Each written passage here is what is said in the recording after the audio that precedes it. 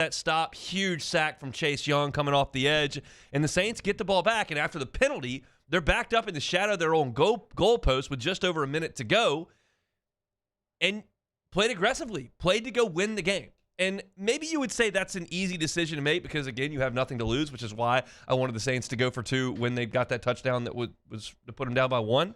You could say, well, I mean, you don't have anything to lose. Go. And maybe so, but he did make that decision.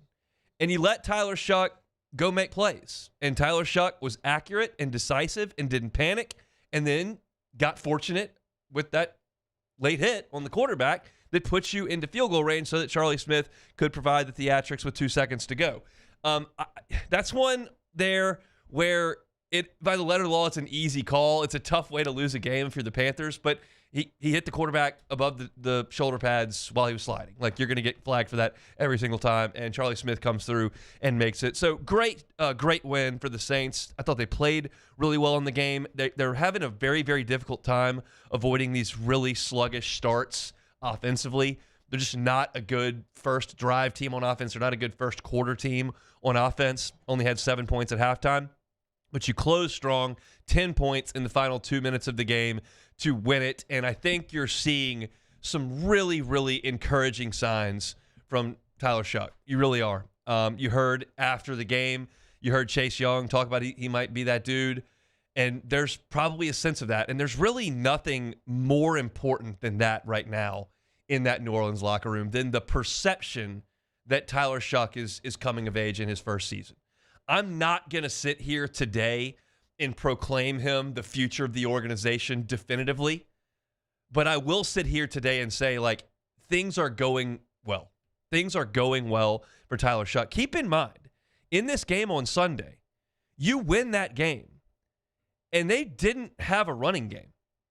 Like, Tyler Shough led the Saints in rushing with 32 yards.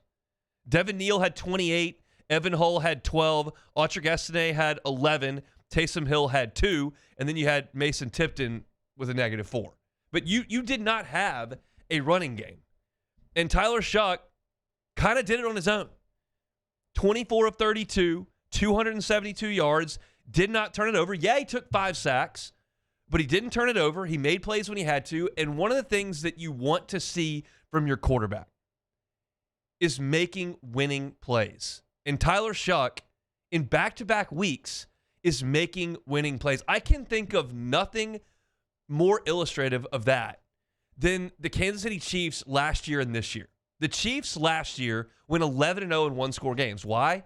Because they have a great coach and a great quarterback, and they make winning plays. And then this year, with those same guys, granted, they're losing every one-score game. The NFL comes down to those games. Like, there aren't a lot of 31-13s in the NFL. Doesn't happen very often.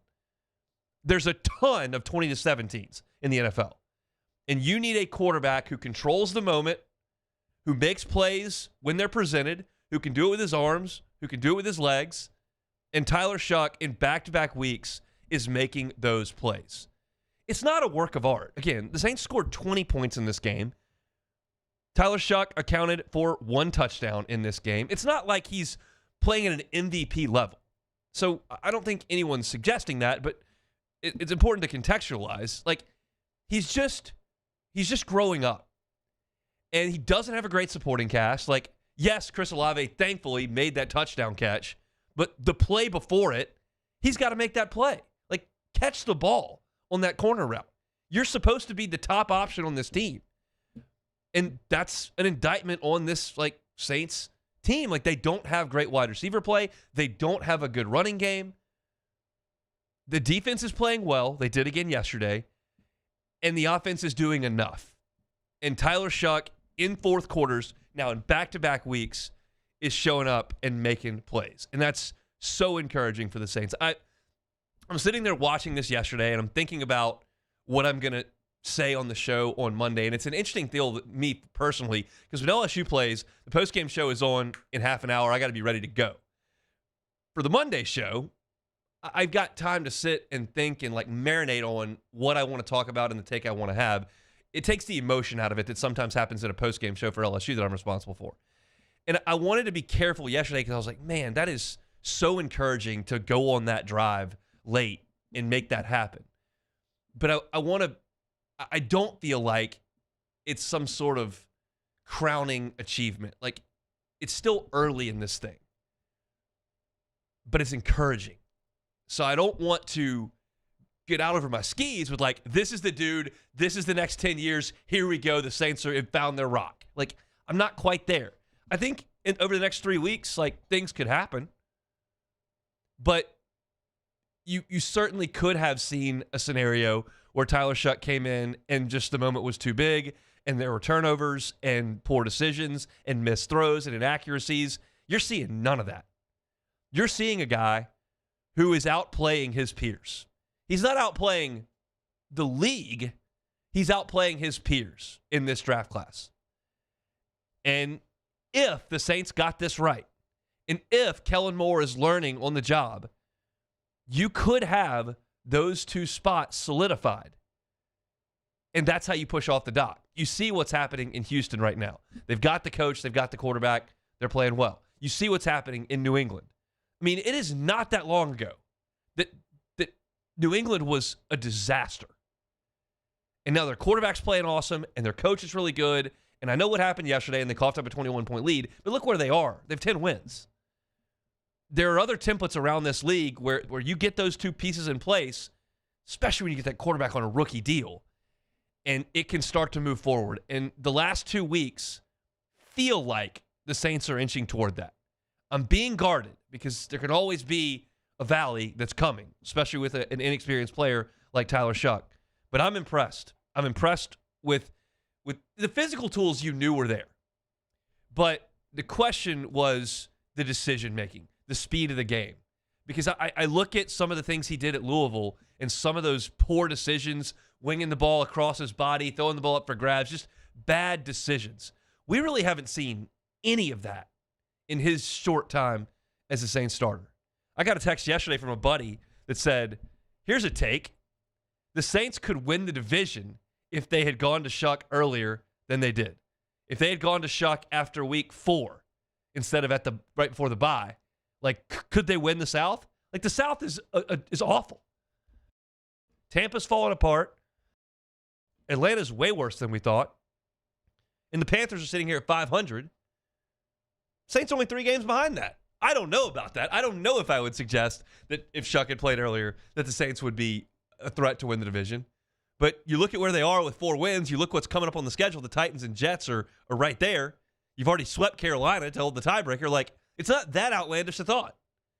It's not that big a deal. But unequivocally for me, I think at this point, now that you've seen Tyler Shough make some plays, the next 3 weeks are about winning games. I want the culture of winning to sink in.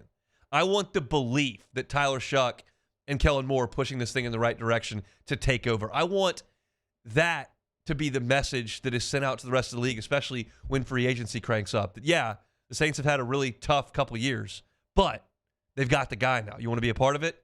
Come see. And I think you've got that opportunity with some bad teams left. The defense is playing really well. Brandon Staley's got those guys doing their thing. And it's not a work of art for Shuck. They're not setting offensive records. But 2 weeks in a row, crunch time, final 5 minutes, he's making plays to win games. Winning plays, the most important thing to see. And Tyler Shuck's giving them to you. And I think that's really, really encouraging for the New Orleans Saints. So fired up about it. Fired up for Victory Monday here for the Black and Gold. 4-10 now. Tyler Shough gets his first home win as a starting quarterback. Hopefully many, many more to come in New Orleans. That is our Faby Chevrolet GMC opening drive. We'll step aside, take a timeout. When we come back, Matt McMahon, LSU head men's basketball coach, will join us. They got practice in 15 minutes, but he said he'd fit us in. We appreciate that. They had a really nice win on Saturday. We'll talk about all that with Coach McMahon when we come back.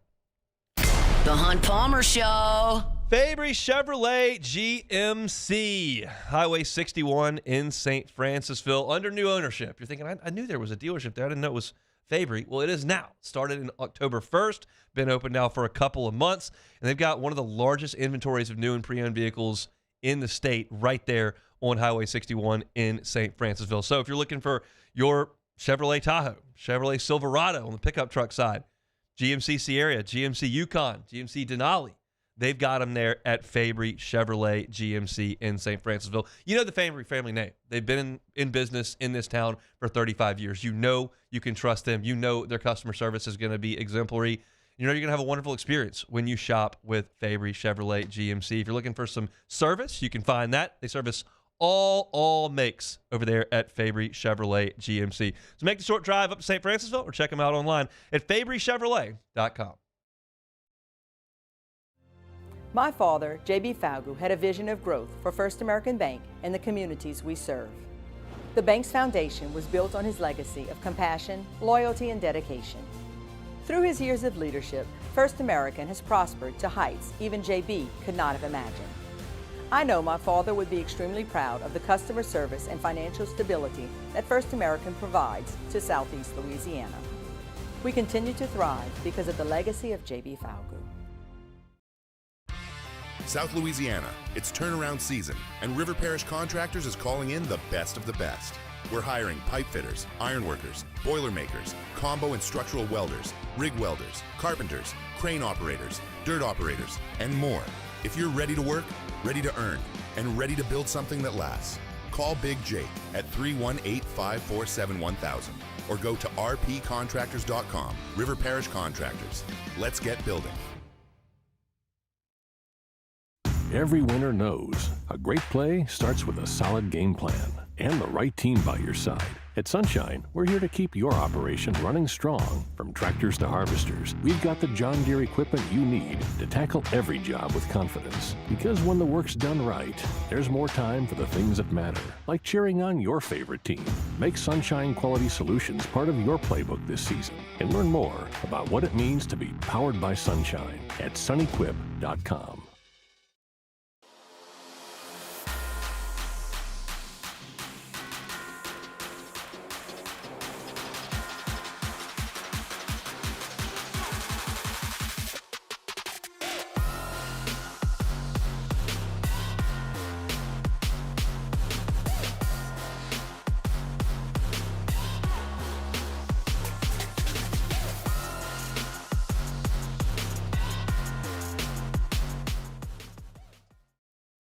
Breck teamed up to reimagine your parks, and you imagined big. With your help, we went to work, creating 12 beautiful community parks across the parish. A family-sized water park, miles and miles of trails, and parks just for your dogs. There are more places to splash, to explore, to run wild, and even soar. You imagined, we delivered. Gold. Breck, your #1 park system in the nation. At Ochsner, we know healing is a team sport. That's why we've partnered with world-renowned orthopedic surgeon Dr. James Andrews to create the Ochsner Andrews Orthopedics and Sports Medicine Institute.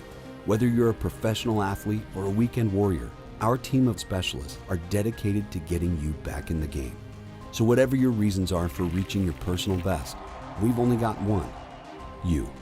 Ochsner Andrews Institute.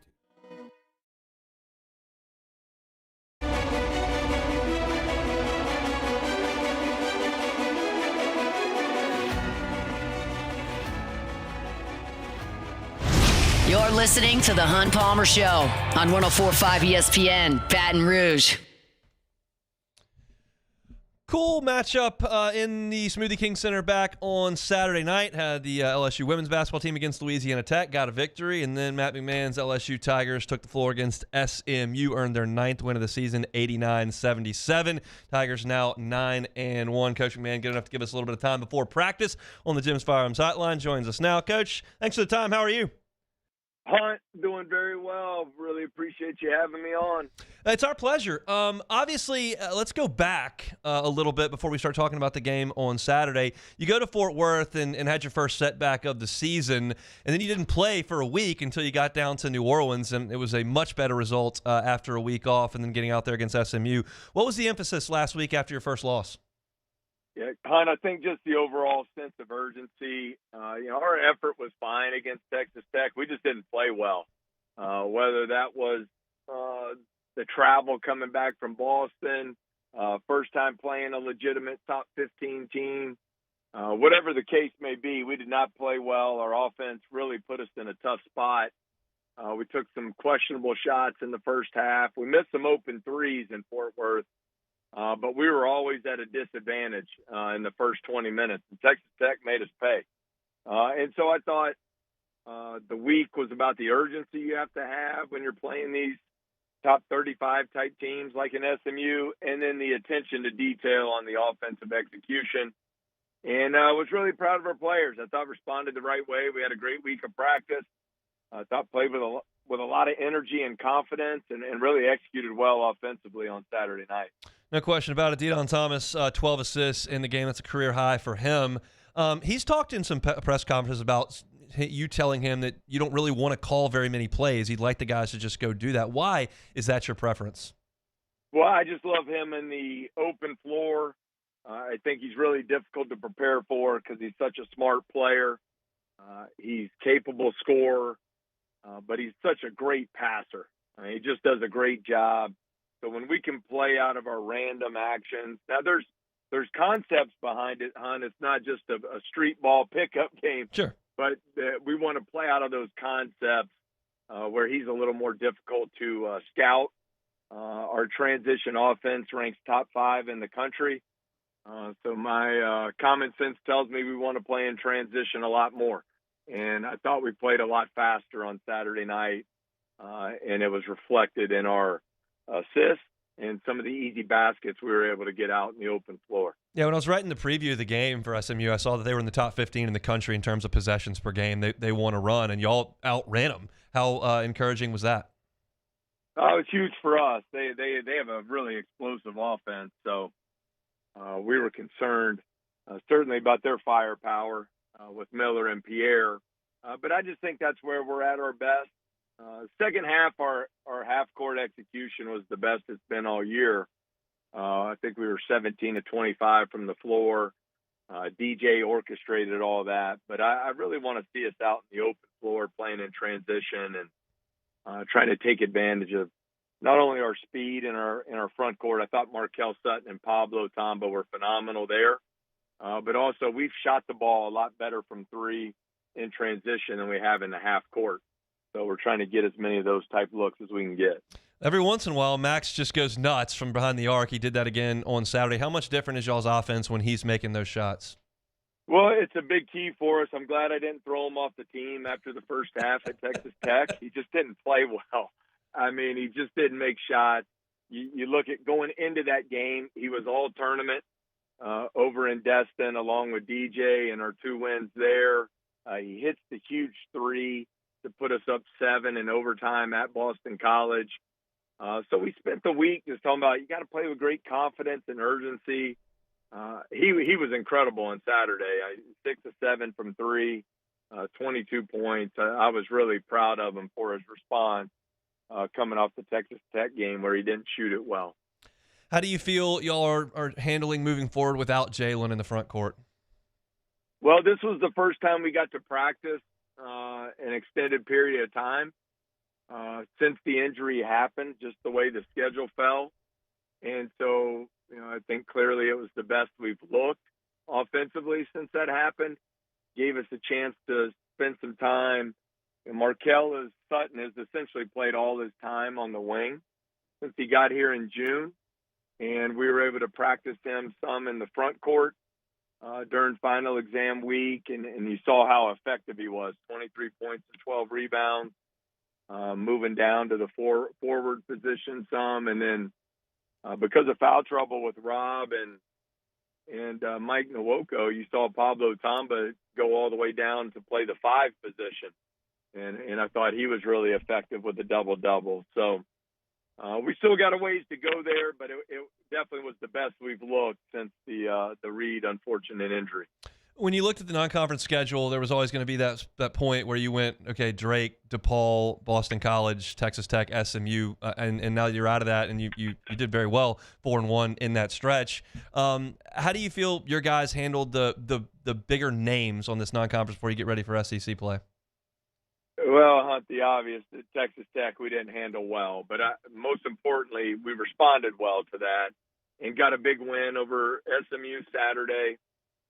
We put ourselves in a good position. We were able to raise our computer profile through the first 10 games of the non-conference. I believe we're at 32 in the net. Now there's a long way to go, but getting that first quad 1 win was important. There are 8 teams ranked ahead of us that don't have any quad 1 wins. So that was big for us. And I think we got our team better during final exam week. I think this is a big stretch for us now, with 3 home games before SEC play. We got to keep improving and figure some things out without having that secondary post-up score with Jalen Reed out now. Well, let's see the emphasis over the next 2 weeks before SEC play with those 3 games. Is there something you're specifically working with your guys on? Well, I think right away you look at Southeastern Louisiana on Friday night. They are, I believe, when I looked this morning, 19th in the country in forced turnovers. They do some similar things defensively that Texas A&M does, who we'll face in our SEC opener. So I think ball security, handling, and attacking pressure not only in the full court but also the half court will be important for us. Want to really develop our confidence in shooting the 3. As you and I have discussed, we haven't shot it consistently well there, and I think that's going to be important for us from a spacing standpoint to help DJ space the floor and also to open up those post-up opportunities for Nwoko, where he's been such a pleasant surprise. He's phenomenal down there scoring the ball in the post. So we've got to be able to shoot the 3 to space the floor properly. Coach, we'll let you get to practice. We'll see you in the PMAC on Friday night. Hey, look forward to it, Hunt. Thanks so much.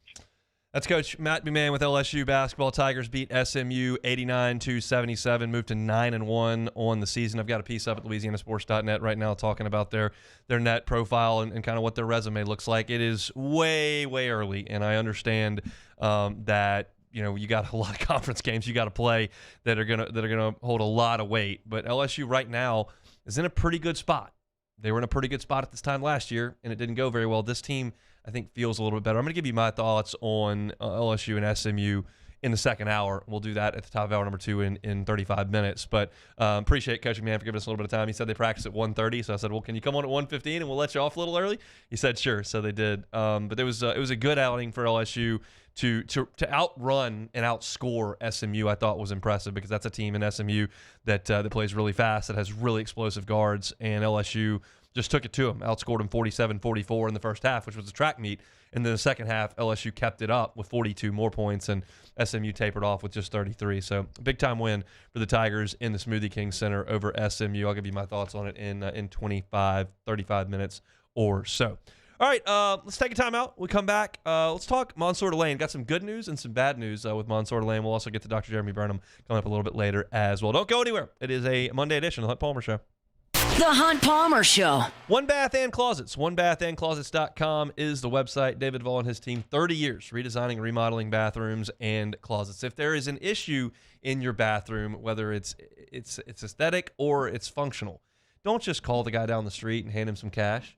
Call a company that's been doing it for 30 years, that's licensed, bonded, insured, has a master plumber on staff. David Duvall and his team at One Bath and Closets can come in and take out your tub, install your tub, take out your shower, install a shower. They handle the entire thing. You don't have to call 3 different contractors. You call one. You call David Duvall at One Bath and Closets. And I can promise you this, David and his team are going to do it right the first time and leave the competition behind. If you've got one of those 90s-style jacuzzis you never use, take it out, put it in a glass walk-in shower. If you've got just a normal functional tub that you don't ever use, well, take it out, put it in a glass walk-in shower. David and his team are happy to do that. And those tub-to-shower conversions can be done in a week's time. It's not super invasive and not cost prohibitive. It's One Bath and Closets. You can find them online at onebathandclosets.com. Breck teamed up to reimagine your parks, and you imagined big. With your help, we went to work, creating 12 beautiful community parks across the parish.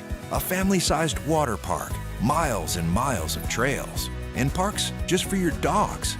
There are more places to splash, to explore, to run wild, and even soar. You imagined, we delivered. Gold. Breck, your #1 park system in the nation. 104.5 ESPN Baton Rouge and First American Bank and Trust bring you the Heart of the Game Award, recognizing student athletes who deliver when it counts. Nominate your game day standout at 1045ESPN.com by the 21st. We'll choose 5 male and 5 female finalists, and then it's up to the fans to vote for the winners. Each winner gets a $250 gift card, a custom award, and the spotlight they've earned. Presented by First American Bank and Trust, a banking tradition since 1910. At Bayou Automotive, we believe in a sales process that puts you first. We want you to experience an easy purchase with clear pricing and great service. Let Bayou Ford and Bayou Chrysler Dodge Jeep Ram be your trusted partners in finding your perfect vehicle. The crew at Bayou Automotive is going to do right by you. I'm Lawyer Locke Meredith. If you're battling an insurance company because of a wreck not your fault and they're not calling you back or being fair, whether you hire us at all, give us a call, 272-5555, or email Locke Meredith, Sean Fagan and Associates. You have nothing to lose. Hello, I'm Collins Meredith. If you've been injured on the job, you'll likely have a workers' compensation claim, but you may also have a tort claim, which opens up significant recovery rights not normally available for a work injury. If this is you, call us or come see us at Locke Meredith, Sean Fagan and Associates. Supreme Jasmine is premium American-grown rice. From local farms to your table, every grain is supreme. Pick up a bag of Jasmine or any other of our Supreme American rice. Men, age is just a number. Don't let it dictate how you feel. Goodwood Men's Sexual Wellness has anti-aging services that can help you look and feel your best. Visit yourgoodwood.com and discover a renewed sense of vitality. These are the luckiest ice cubes in the world. They could have been a thankless bed for an all-you-can-eat salad bar. But instead, they've been called upon to cradle and cool a crisp, refreshing Dos Equis. Looks like the lucky just got luckier. Dos Equis.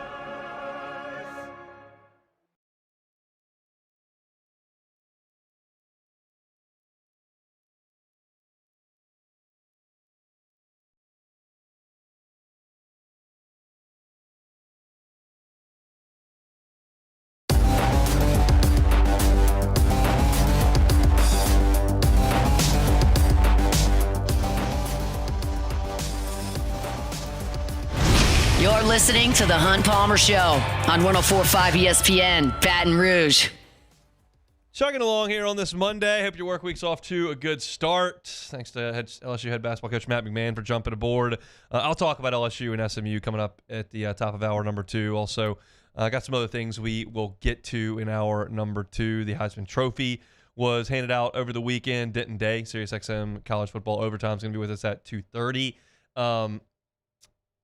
But right now, I want to talk Monsur Lane. I talked about this as I teased it in the last segment. Some good news, some bad news. Good news, Monsur Lane was named an All-American by the Associated Press today. Very, very much well-deserved. He was as good a cornerback as there was in the country this year. So that's the good news. The bad news is that Delane did not win the Jim Thorpe Award over the weekend. Caleb Downs from Ohio State received the award, and I knew that was coming. The way that Monsur Lane had a chance to win that award would be if the voters looked at the analytics. If you look at the stat sheet, you're not going to vote for Monsur Lane. But if you looked at some of the deeper things, the Pro Football Focus grade, the targets compared to the receptions, that kind of thing, you're not going to get there off interceptions, passes broken up, and tackles, which are like the easiest 3 things to go look at. Monsur Lane's not going to stack up as the best player at his position in the country from that. But if you want to look at the coverage, where he's allowing under a 40% completion percentage, he allowed 2 first downs all year. That is one of the most absurd statistics I have ever seen. That a cornerback in the Southeastern Conference went out there for a season and allowed 2 first downs. That is remarkable. But Caleb Downs was always going to win this award because Caleb Downs is the most famous player on the ballot. Caleb Downs was a 5-star recruit. He went to Alabama and started as a freshman. He transferred to Ohio State, was on a national championship team last year, and he's a phenomenal player. A phenomenal player. The NFL draft will show that when he is a first-round pick in a couple of months. Monsur Lane will be a first-round pick as well. But this is one of those deals like Grant Delpit, like Marvin Harrison Jr. It's a Lifetime Achievement Award. That's what Caleb Downs got on Saturday. I think that Malik Neighbors absolutely deserved the Biletnikoff a couple of years ago, but Marvin Harrison Jr. was just considered the best wide receiver, so he got that award. And I think that Monsur Lane's the best defensive back in the country this year, and Caleb Downs just more famous and won that award. It doesn't really matter, but there is something to DBU and recruiting. And I don't think that Corey Raymond's reputation is hurt by the fact that Monsur Lane didn't win the award, but it would be nice to have one because, like, y'all know how this went. Y'all know that LSU was in a run of just elite defensive back play under Corey Raymond. He went to Gainesville. Immediately, LSU was atrocious in the secondary. He comes back in year two for Corey Raymond. He would have had the Thorpe Award winner if Monsur Lane had won this. He's the first team All-American anyway. The Thorpe Award winner. And then 1-3 gave DJ Pickett top true freshman defensive player in the country. Not secondary, top defensive player among true freshmen in the nation. In year two, that's what Corey Raymond would have done. Like, that is remarkable. And that's why Haven Finney signs up to play for him from California. And basically said, wherever Corey Raymond's coaching, that's where I'm going to go. Which means if he would have stayed at Florida, he probably would have gone to Florida. If the new coaching staff had not retained Corey Raymond, which we don't know if that's going to happen or not, but we think it is, then he would have gone elsewhere.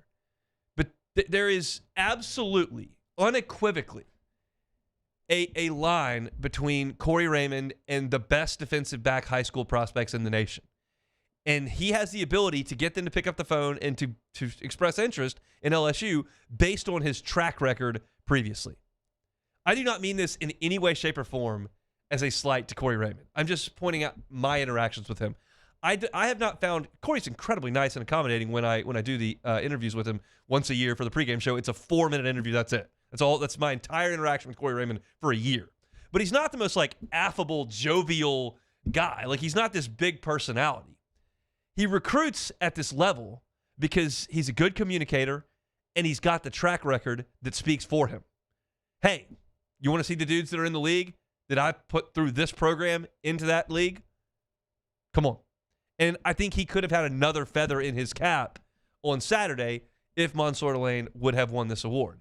And while people talk about Twitter, you know, what matters, what doesn't, what public relations, what has substance, like the DBU thing at LSU means something. It does transcend from the guys in Corey Webster's era all the way to the high school players now. All of them know about DBU. There is a pride that comes with it, and it is an advantage to LSU on the recruiting trail to have that in their back pocket. Like, I can't think of a more famous position group at a school than DBU at LSU. Like, Penn State had linebacker U for a while and whatnot, and Oklahoma had that incredible run of quarterbacks with Lincoln Riley. Alabama's had running back after running back after running back go to the NFL. But I think as far as DBU and LSU, like, that is a famous thing that has gone to a level where it actually does matter in recruiting. You've got kids who are 16, 17 years old that are high-profile recruits from all over the country. Haven Finney, Eli Ricks out there in California, DJ Pickett in Florida. Sometimes they're in their backyard like Derek Stingley and Tre'Davious White. But sometimes you got to go out to Tennessee and get Grant Delpit. And, like, the LSU's ability to recruit that position on a national brand has been repeatable. And I think that you had a chance to put another feather in your cap on Saturday, but it just didn't feel like it was going to happen because you were going to have to really dig deeper than just looking at the stat sheet where it goes, oh, 2 interceptions and 10 pass breakups. That just doesn't pop. Like some of the advanced analytics, the Pro Football Focus grades, that kind of stuff does. I broke this race down when they announced the finalists 2 weeks ago. And I looked at it and said, I thought maybe Delane has a chance because Caleb Downs plays a different position and he didn't have a staggering tackle total. Like, you see some safeties that got 80, 85 tackles, and that would have dwarfed anything Monsur Lane did on a stat sheet because, well, they don't throw the ball at him very much. But he didn't have that. He only had about 10 more tackles than Delane did. But he had the picks, and he had the name recognition, which I think ultimately was what won out there for Monsur Lane. and for Caleb Downs to win the Thorpe Award. So bummer, but the good news that Monsur Lane did get first team AP All-American honors today. Just a phenomenal season, and the next guy that you can talk about in the line of DBU that will make a lot of cash come the NFL draft in a couple of months.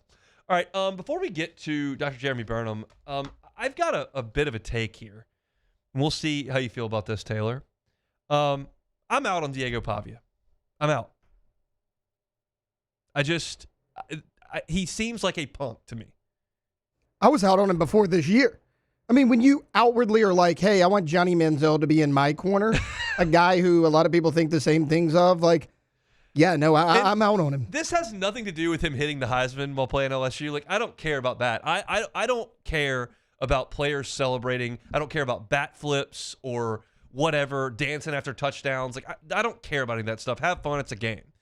But the whole thing, like, F the voters and then doubling down on it in the club with the sign, and, like, there's just such an air of cockiness, and he just doesn't seem like a good dude. I'm just out. I don't know Diego, but I don't like what I'm seeing. It was after Vanderbilt, Tennessee, or before the game, whenever it was. His brother had, like, been detained because he got in a fight with, like, some security guard or whatever.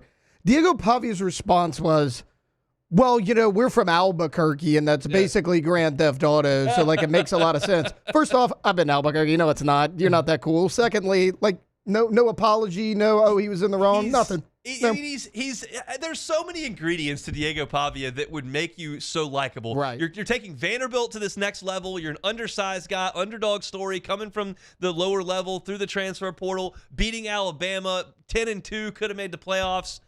And, like, just the way he acts and the things he says, it's just not likable. It's just not likable. And I'm out on Diego Pavia.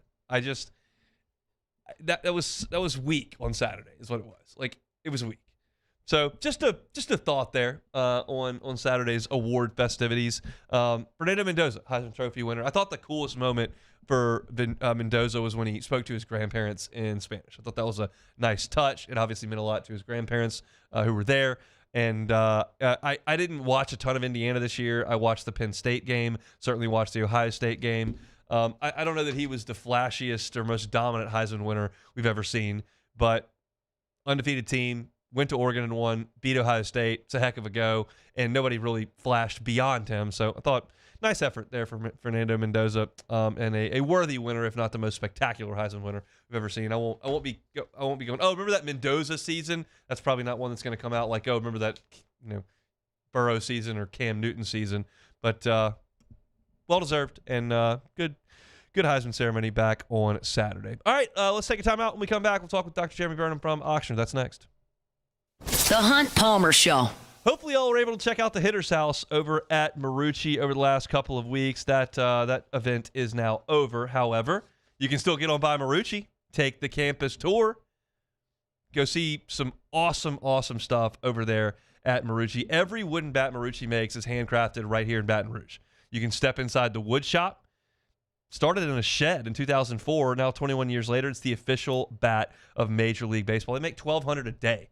You can go by and check that out. Take the full family tour. Book a full group, class, team tour. Go to maruccisports.com/campus-tour. And every ticket to the campus tour comes with a 20% discount in the Hitter's House back last week. So very, very cool, the campus tour over at Marucci. It's just an incredible thing here in Baton Rouge that, as I mentioned, just came out of backyard. And now it's the class of bat making in the United States of America right here in Baton Rouge. So check them out online, maruccisports.com/campus-tour, and go take the campus tour over at Marucci. Family owned and community driven. Service Chevrolet Cadillac, a legacy you can trust since 1972.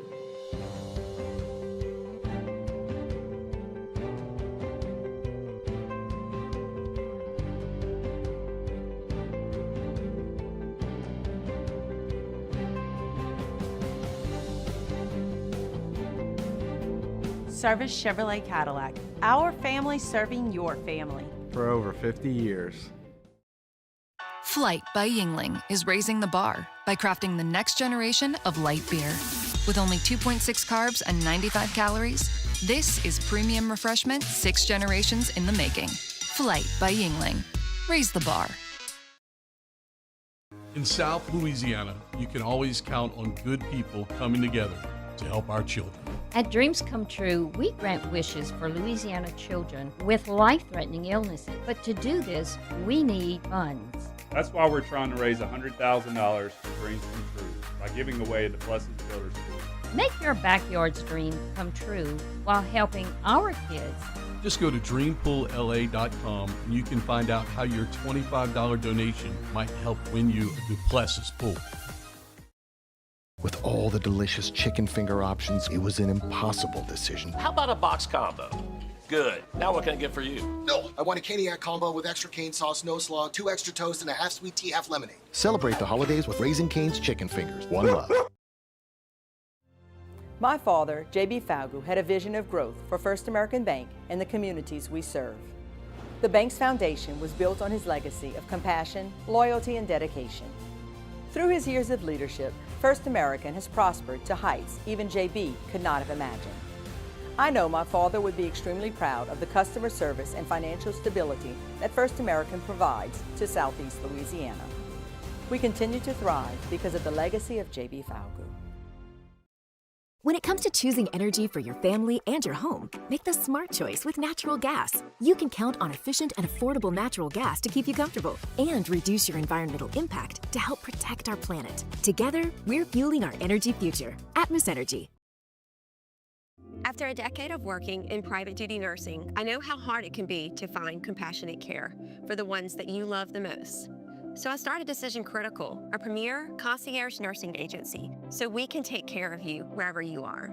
Our highly skilled nurses provide exceptional care from the comfort of your own home with personalized packages for short-term, long-term, or even around-the-clock care. Visit us at decisioncriticalbr.com and give us a call today to get started.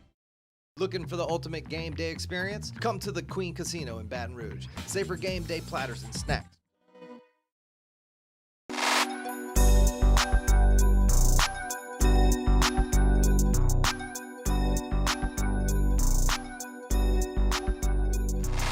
This is the Hunt Palmer Show on 104.5 ESPN, Baton Rouge.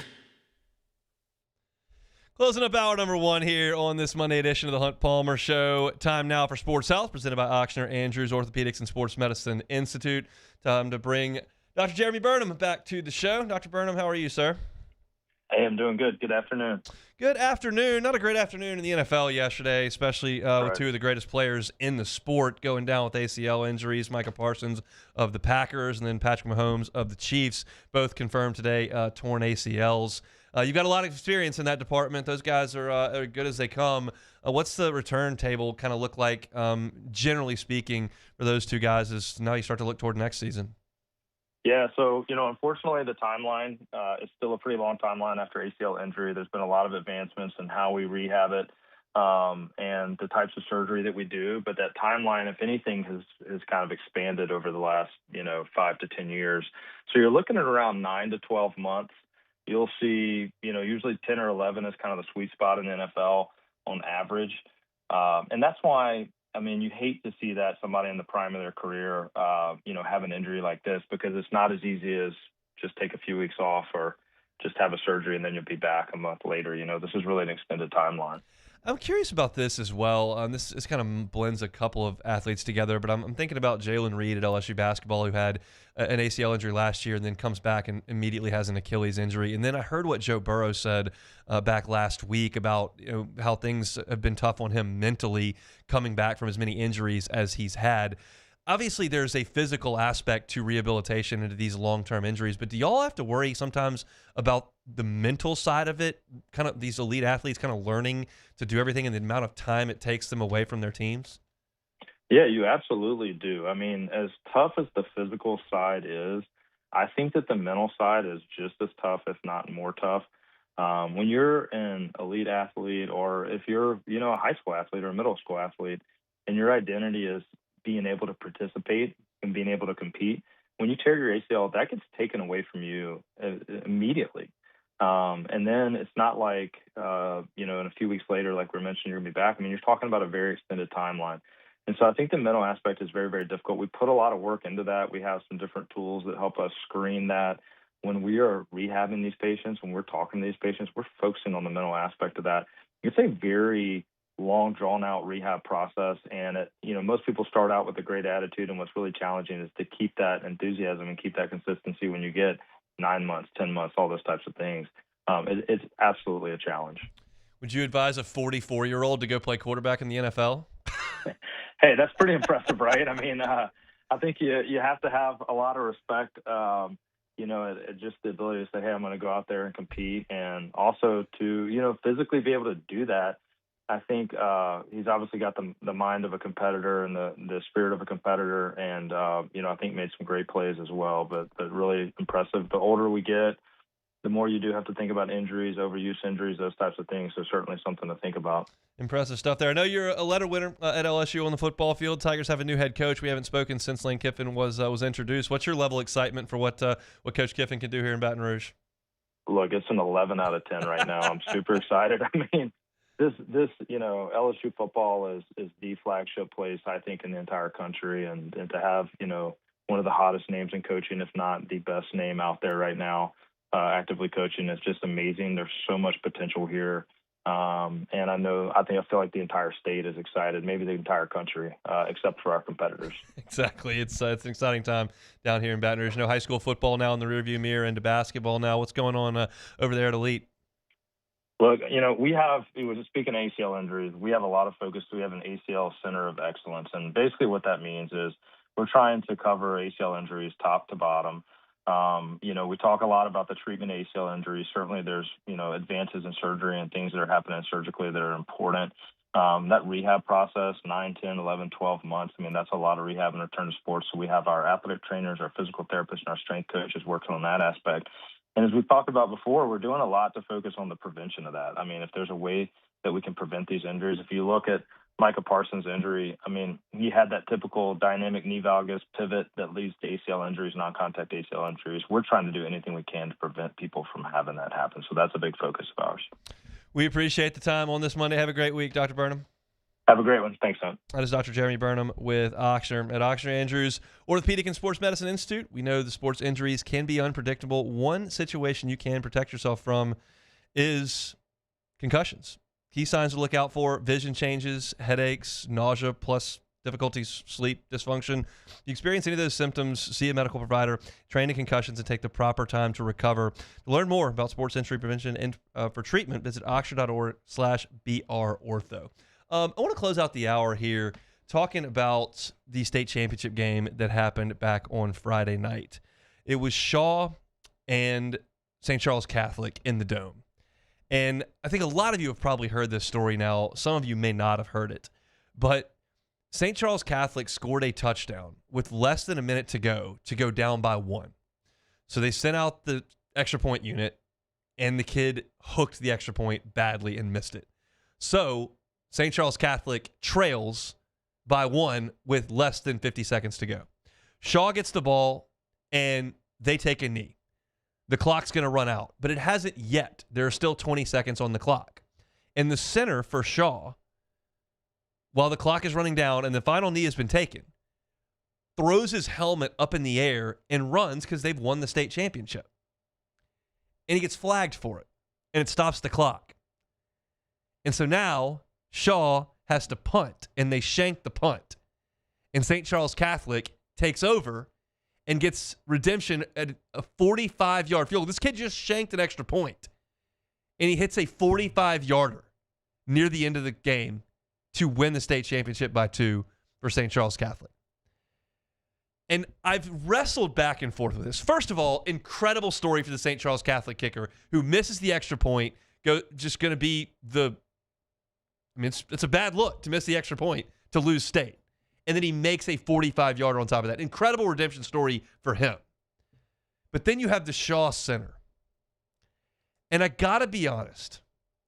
I'm not this guy that says you got to let him play. At the end of a basketball game, swallow your whistle. I don't say that. I say you got to call fouls if there's a foul. You don't, just because it's the end of the game, you don't let him play a little bit more. You got to call it by the rules. I think at this point, I'm going to abandon that long-standing belief and say that when the last knee is taken to win the championship and the clock can't be stopped, we can't be throwing a flag for taking our helmet off at that point. Like, we're not going to, if they take that knee and then a bunch of guys run on the field at that point, even though the clock's not officially gone, you're not going to get flagged for too many men on the field or illegal substitution. I don't think you can throw that flag. I know it's the rule, but I think once the last knee has been taken, you got to swallow the whistle. That thing's over. I feel so bad for the Shaw center that did that because he snapped the ball, the quarterback took a knee, like that's it. And you feel like the field's going to get flooded and confetti's going to fall, and like I don't need to sit there and look at the scoreboard and then throw my helmet. Like, just go. And I feel like I don't want to make that call.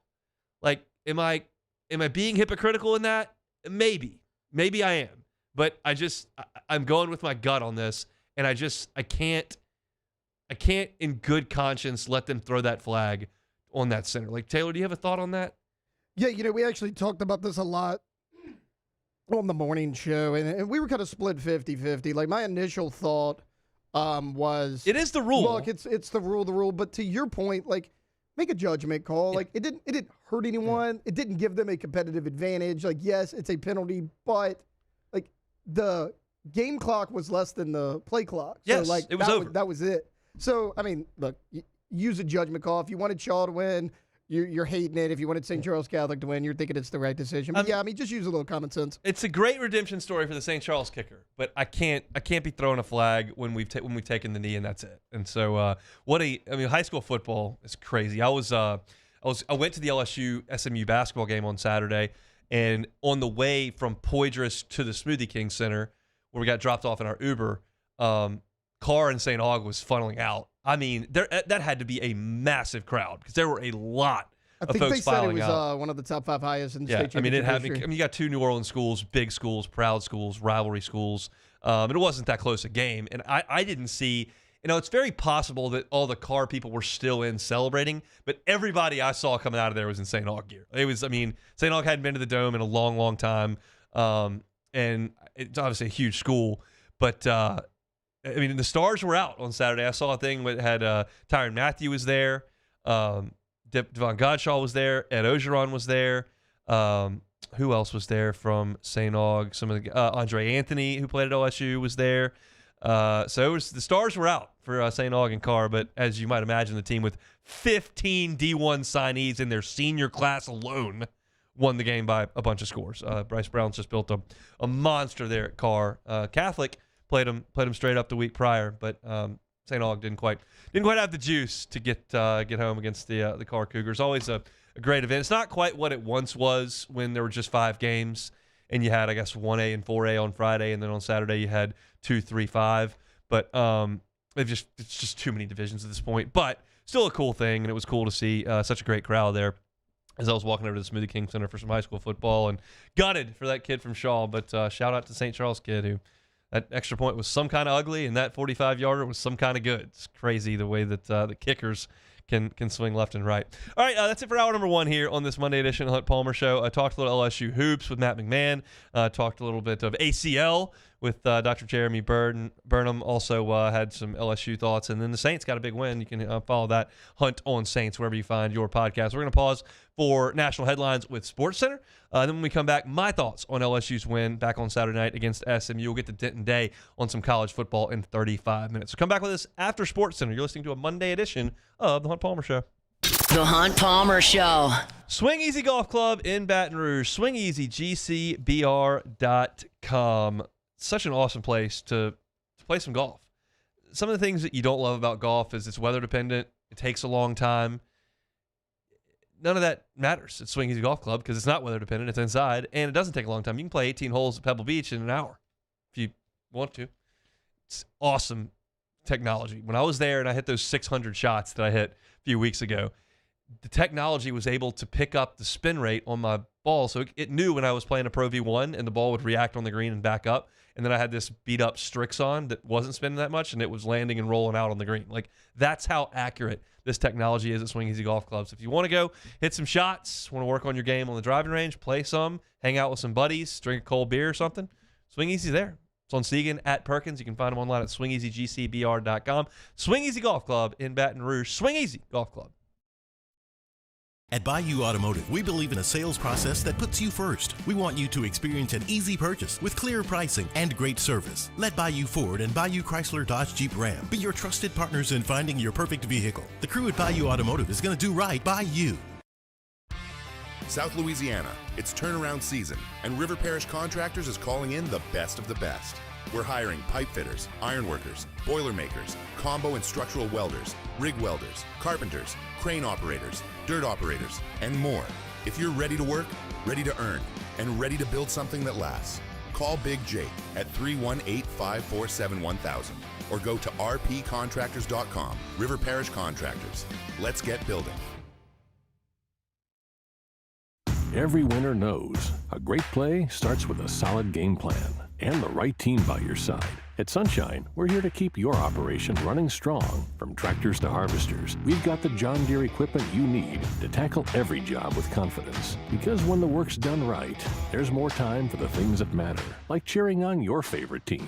Make Sunshine Quality Solutions part of your playbook this season and learn more about what it means to be powered by Sunshine at sunequip.com.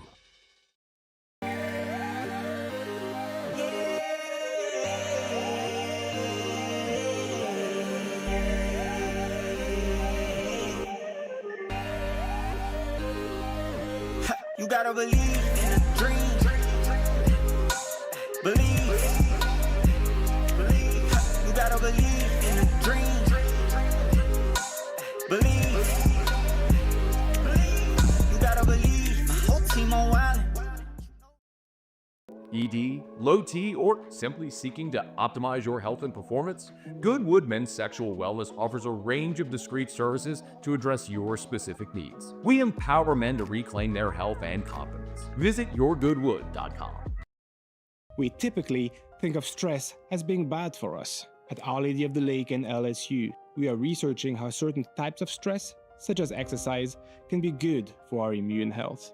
By studying people under extreme stress, such as athletes, astronauts, service members, and first responders, we're learning how to improve the immune health of everyone. That's the power of research. That's the impact of champions. Together, we roar. When it comes to choosing energy for your family and your home, make the smart choice with natural gas. You can count on efficient and affordable natural gas to keep you comfortable and reduce your environmental impact to help protect our planet. Together, we're fueling our energy future. Atmos Energy.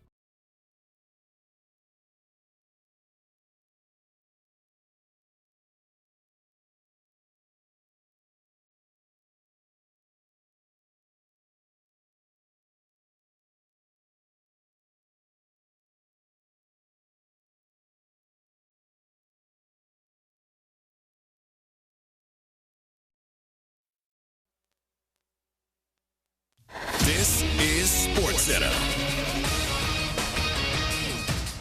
I'm Christine Lisi. A day after Chiefs quarterback Patrick Mahomes sustained a season-ending torn ACL in his left knee, Coach Andy Reid told reporters an MRI scan revealed he did not have any major damage to other ligaments. He'll get a second opinion on the knee and is expected to have surgery this week.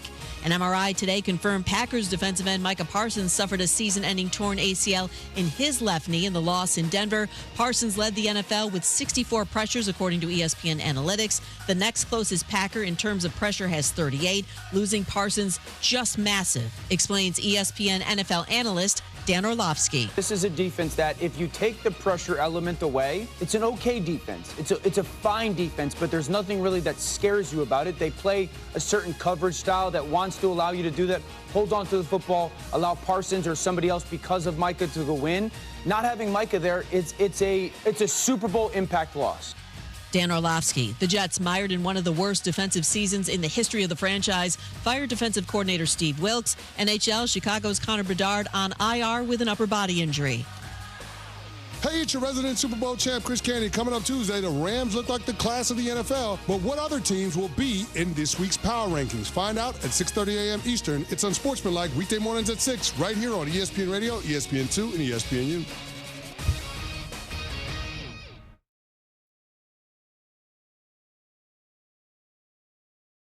Now, the Hunt Palmer Show. Yes! I feel like I've been waiting for this my entire life. You're listening to the Hunt Palmer Show on 104.5 ESPN Baton Rouge. Jolly good fun. Jolly good. Locking down the middle of the day. America's favorite daytime fun show. Live from the Raising Cane studio. This is Hunt Palmer. Hour 2, Monday edition of the Hunt Palmer Show, 104.5 ESPN Baton Rouge. Maybe the last full week of the year. Taylor, we were talking earlier. I got a text from Michelle Southern, our operations manager. Said, hey, you're not scheduled to take any time off here. Is that right? I was like, yeah, that's right. For the second year in a row, I've not taken my vacation days, which is unacceptable. I forced you to do it last year. It was like the day after Christmas. I was like, Hunt, go. Yeah, I think I made a gumbo. Yeah, I think I came on the show. You did. I did, yeah. I had Myers at home. Yeah, I don't know. I guess if I'm never sick. And like I took 1 week to go to the beach in April. And I don't think I took another day. Like I even did the show. I flew home from Omaha. And I was on the 5:15 a.m. flight out of Omaha. And I landed in New Orleans at 10 or something. And drove over here and did the show that day. You're just so dedicated to your craft. Yeah, I'm just so super dedicated. I'm just an idiot is what I am. Next year, I'm taking some vacation days. I got to just find a day and just like not go in. But then I'm probably end up writing something for the site anyway. I just do like June after the World Series. Like nothing's going on then. Yeah, I mean, hopefully LSU baseball gets us through June. July is when I need to pack it in. But you got 1 week for media days there in July. But I think Alyssa and I are going to go on a trip next year, which is good. So we need to make that happen. But I gotta not because some of the vacation days don't roll over. I just light the hours on fire. 5. So how many do you have? I mean, I'm gonna look this up. How many vacation days I'm wasting? Because it's right there. Net checks. Log in. I mean, so we can roll up 5 days over. Yeah, you can roll 5 days. Which is 40 hours. Yep. I can roll over. Okay. Well, I'm not going to look that up on the air because that's going to take too long. But I might look it up in the break and see. I can roll 40 hours. I'm losing 3. I think I have 8 days left, and I'm just like, whatever. That's not. No, that's not that bad. I normally do that every year. All right. Well, let's see how many. Here, I got it. So I've got 96 hours. So I can roll over 40. So that's 56 hours. So you're losing about 9 days, something 9, 10. That is depressing. Working too hard. Working too hard. That's too many days. I should just stop now. I could quit for the whole year. I could just take the rest of the year off. Got to cover the Texas Bowl though. We got to get those Texas Bowl takes in. Texas Bowl. I wrote about the Texas Bowl at LouisianaSports.net today. You can read that. All right, let's talk about some real sports. Let's talk about LSU basketball. Tigers beat SMU on Saturday, 89-77. And it was just a great offensive effort. They just played really, really well. And I told you on Friday, entering this game, I was like, I don't want to be hyperbolic, but this is a big game. This is a big game. And it's a big game because I can't give you a lot of credit for beating Drake. Drake was a great team last year. Their coach got the Iowa job. He took 6 players with him. So I can't give you credit for beating Boston College. That might be the worst team in the ACC. I can't give you too much credit for beating DePaul. DePaul's not very good. Like, it's good that you're winning these games. It's good that you're blowing out all the teams at home that are terrible. Like, we've seen some teams in the last couple of years that have played close games with Southland Conference teams, and LSU's not doing that. But you had one chance to kind of step up in class and show me what you got. And Texas Tech wiped the floor with LSU. It was not competitive ever. They were down 20 in the first half. They were down 30 in the second half. Just got blasted. So if you would have gone out on Saturday against what I consider to be a pretty good SMU team that entering that game was 9-1, that had already played 3 SEC teams and beaten 2 of them, if you'd have gone out there and gotten boat raced by SMU, then I have to start shifting how I feel about this team. And if you play a close game and win, that's really good. And if you blow them out, that's awesome. And LSU really dominated this game. They let SMU back in late in the first half. They had a stretched out to an early lead quick, and then they let SMU crawl all the way back to a 3-point game at halftime, and then they kind of boat raced them in the second half. They outscored them by 9 in the second half and won the game by 12. And that's really encouraging. And here's the deal. You're not going to get a 6-for-7 effort from behind the three-point line from Max McKinnon every night. But he has already done this 3 times, and he's got a 6-3 game in 2 of the last 6 games. So he can get sizzling hot like that. But it's not sustainable. You're not going to get that every single night. What I liked about this game on Saturday is that DJ Thomas completely controlled the pace at which the game was played and the rhythm of LSU's offense. He had a career-high 12 assists in the game, and he did a lot of this work with Mike Nwoku on the bench. Nwoku only played 3 minutes in the first half because he got in quick foul trouble. He only played 14 minutes in the game, and that's been LSU's most efficient offensive player, Nwoku, around the rim. He's shooting a really high percentage. He's been awesome. And you didn't have him for most of this game. He only played 14 minutes. And without him, you still were able to just score and score and score and score. LSU did not force it from the three-point line. McKinnon was 6 of 7. The rest of the team was 1 out of 8. Like, it's not a lot. It's bad shooting, but it's not relying on it. They got to the paint and scored around the bucket a ton. You had Pablo Tamba with 14 points without a 3. Markel Sutton had 23 points. He only made 1 3. He was 6 of 6 from the free throw line, which was awesome. LSU was 10 of 12 from the free throw line. You didn't have too many turnovers. McKinnon had 4, but you'll take the 6 threes with the 4 turnovers. You only had 12 turnovers as a team, and you had 17 assists. That's great, great stuff to see. So I thought this was a very, very, very encouraging game. I was worried about LSU guarding SMU's explosive guards. Boopy Miller and Jaron Pierre are a really, really good guard tandem. They would be an elite guard tandem in the SEC. And they both got 16 points, but it took a lot of shots to get there. The two of them had to take 26 shots to score their 32 points. And you did not let them wear you out from the free throw line. They only made 4 free throws between the two of them. I told you on Friday that free throws were going to be a huge, huge deal in this game. You could not allow SMU to consistently get towards the rim and get to the free throw line. That's where they want to do a lot of their scoring from, and they were not allowed to do that. They only got there 17 times, and they only made 10 of them.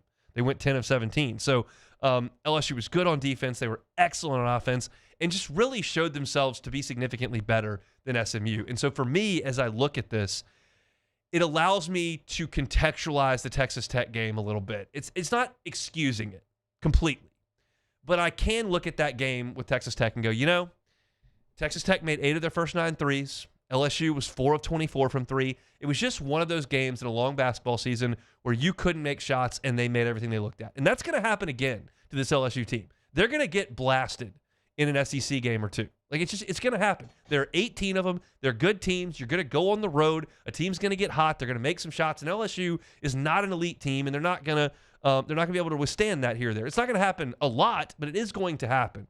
And I think that's what you saw last week in Fort Worth. The guys responded to it. We talked to Matt McMahon in the first hour. They wanted to get back to practicing, which they didn't do a lot of because of that trip to Boston College and that trip to Destin that had kind of monopolized 2 weeks for them, where they were doing a lot more playing games and traveling than they were practicing. They got to practice a lot this past week. Got to do that without Jalen Reed, who they'll be without the rest of the season. And it just looked the part. They really, really controlled the action. It was a balanced scoring attack. You had 4 guys in double figures. You had 2 guys go over 20 points with McKinnon and Sutton. Tamba, I thought, looked great. He played 38 minutes in the game. The finish he had on that transition pass from Thomas where he caught it and reverse laid it in on the fly was really, really good. And DJ Thomas was phenomenal running the show. So I think this is a good, skilled offensive team for LSU. They're not the most dynamic offensive team in terms of their athleticism. I wouldn't consider McKinnon an explosive player. I would not consider Thomas an explosive player. So I think Markel Sutton is, and I think Tamba can be, and then Nwoku's got a lot of size, but they're a skilled offense, and you saw that on display on Saturday. You saw De'Don Thomas probing at the defense and throwing those lobs. You saw McKinnon lurking on the perimeter and knocking down some shots in transition. Just complete effort on the offensive end. You won the rebounding battle. You didn't turn the ball over a ton. You didn't let SMU do what they like to do, which is get to the line. Every box that I was looking to check in this game for LSU, they really checked. And I wrote a thing earlier today on LouisianaSports.net about their resume. They're in the top 35 in the net right now. They got a quad 1 win in this game against SMU, and I think that'll probably stand up on a neutral site. SMU looks to be pretty good, so that's one that'll probably stand up for you. It'll be your only one in the non-conference, but you've got plenty of time to get after it. And I'm not here to tell you that LSU is definitely an NCAA tournament team. I'm here to tell you I think LSU will be playing significant basketball in February, and that's not always the case around here. I think they're going to take their lumps in the SEC, but I think they're going to deliver some as well. And if they had gone out there on Saturday and gotten smoked by SMU, and then both of the big-time, big-name non-conference games had gone that way, I would have sat here today and told you I thought that things were in real trouble. That didn't happen. They played really well on Saturday night, and I think LSU is pretty good. Do I think they're a top 5 team in the SEC? I don't. Do I think they're a surefire NCAA tournament team? I don't. Do I think they're going to hold their own in the SEC and give themselves a chance? I do. This is a team that's very, very likely, with what's coming up on this non-conference schedule, where you're going to be very much favored in these 3 home games. You should be 12-1 going into league play. And if you can go 8-12, if you can go 8-10 in the league, that'll get you to 20 wins, and I think you're in the tournament at 8-10. There's still a lot of variables out there, but I think that's the goal. That's a lot of wiggle room you will have created in the non-conference. A lot of wiggle room to have 10 available losses before you go to the SC tournament. I'm hopeful. I know that a lot of folks don't love talking about this, that a lot of folks are a little bit disenchanted with the way things have gone the last few years, and I get it. They haven't won enough games in the last 3 years. There's no question. But I think this team, independent of that, looks better. And I was very encouraged and really enjoyed going to the game on Saturday and watching those guys play in the Smoothie King Center. I wouldn't say it was a huge crowd, but it was a really good effort from LSU. They win 89-77 over SMU. All right, we'll take a timeout. 15 minutes from now, Denton Day, SiriusXM's college football overtime. We'll talk playoff with him. That's all coming up in a little bit more. The Hunt Palmer Show. Highland Insurance Group. HighlandIG.com is that website. Jonathan Carver and his team are just awesome, awesome folks. I've talked insurance with Jonathan over the years. It's not the most fun thing to talk about, but the guy knows his stuff, and that's what they pride themselves on over at the Highland Insurance Group. If you're thinking, hey, I just want to make sure that I save money on this renewal, that's not exactly the reason for your call to the Highland Insurance Group. They may be able to do that for you, but the goal is to be covered for that car accident, for that lawsuit, for that hurricane, for that cyber attack where your employee clicked a link he wasn't supposed to click. Are you covered for that? You know you're paying good money on that premium. Make sure you're covered. That's where they come in at the Highland Insurance Group. They're experts in reading those policies, in understanding the marketplace, and making sure your policy is there to respond when you need it. So if you're looking for a second option with your renewal that's coming up, or just want to talk about what maybe you don't know, the Highland Insurance Group is happy to do that. They're here in Baton Rouge. Can certainly help you out statewide. Check them out online, HighlandIG.com. It's the Highland Insurance Group, HighlandIG.com. These are the luckiest ice cubes in the world. They could have been a thankless bed for an all-you-can-eat salad bar. But instead, they've been called upon to cradle and cool a crisp, refreshing Dos Equis. Looks like the lucky just got luckier. Dos Equis.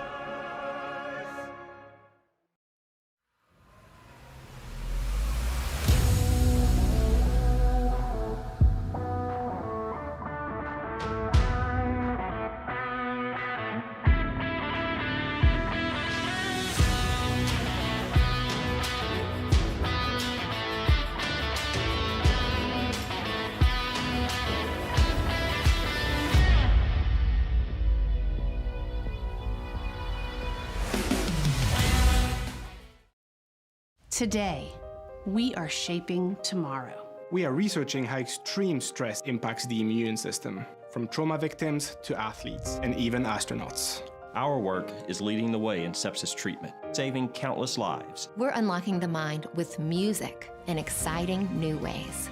Our Lady of the Lake Health and LSU are improving the health of our state. That's the impact of champions. Imagine the impact we'll have on the future. Together, we roar. I'm Gabrielle McLeod on behalf of the Louisiana Propane Dealers. I have spent hundreds of hours preparing for scholarship competitions. That preparation paid off when I won the Fitness and Talent Awards along with the title of Miss Louisiana. The Louisiana Propane Dealers are also pretty talented and want you to be prepared for when the power goes out. Visit LouisianaPropane.com to find out about propane generators and other safety tips. Louisiana Propane, it truly is the fuel for our future. My father, J.B. Faugu, had a vision of growth for First American Bank and the communities we serve. The bank's foundation was built on his legacy of compassion, loyalty, and dedication. Through his years of leadership, First American has prospered to heights even J.B. could not have imagined. I know my father would be extremely proud of the customer service and financial stability that First American provides to Southeast Louisiana. We continue to thrive because of the legacy of J.B. Faugu. After a decade of working in private duty nursing, I know how hard it can be to find compassionate care for the ones that you love the most. So I started Decision Critical, a premier concierge nursing agency, so we can take care of you wherever you are. Our highly skilled nurses provide exceptional care from the comfort of your own home with personalized packages for short-term, long-term, or even around-the-clock care. Visit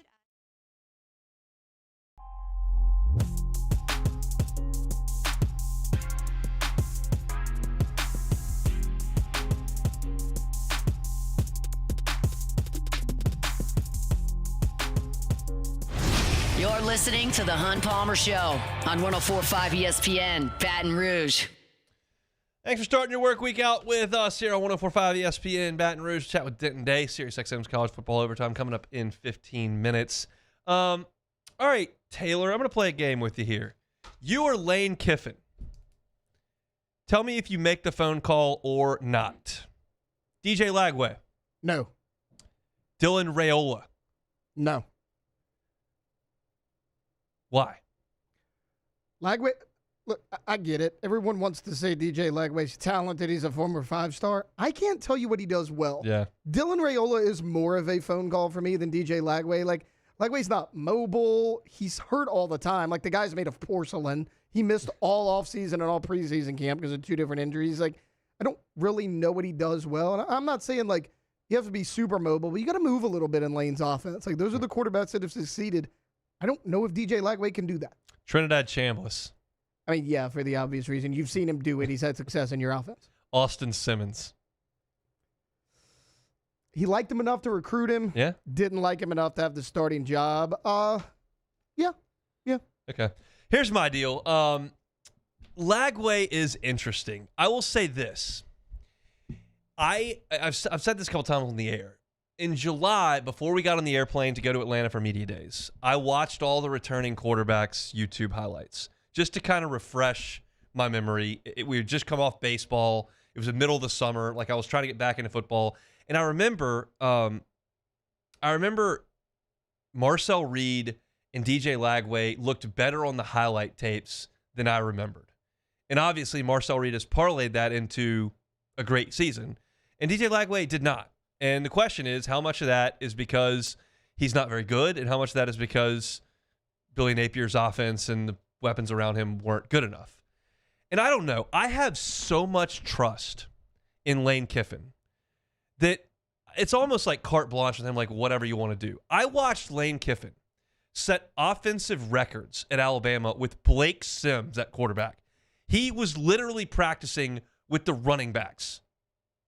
And then he went over to quarterback and set a Bama passing record. So, like, his ability to make things easy for a quarterback is incredible. Lagway's got a massive arm. He's big.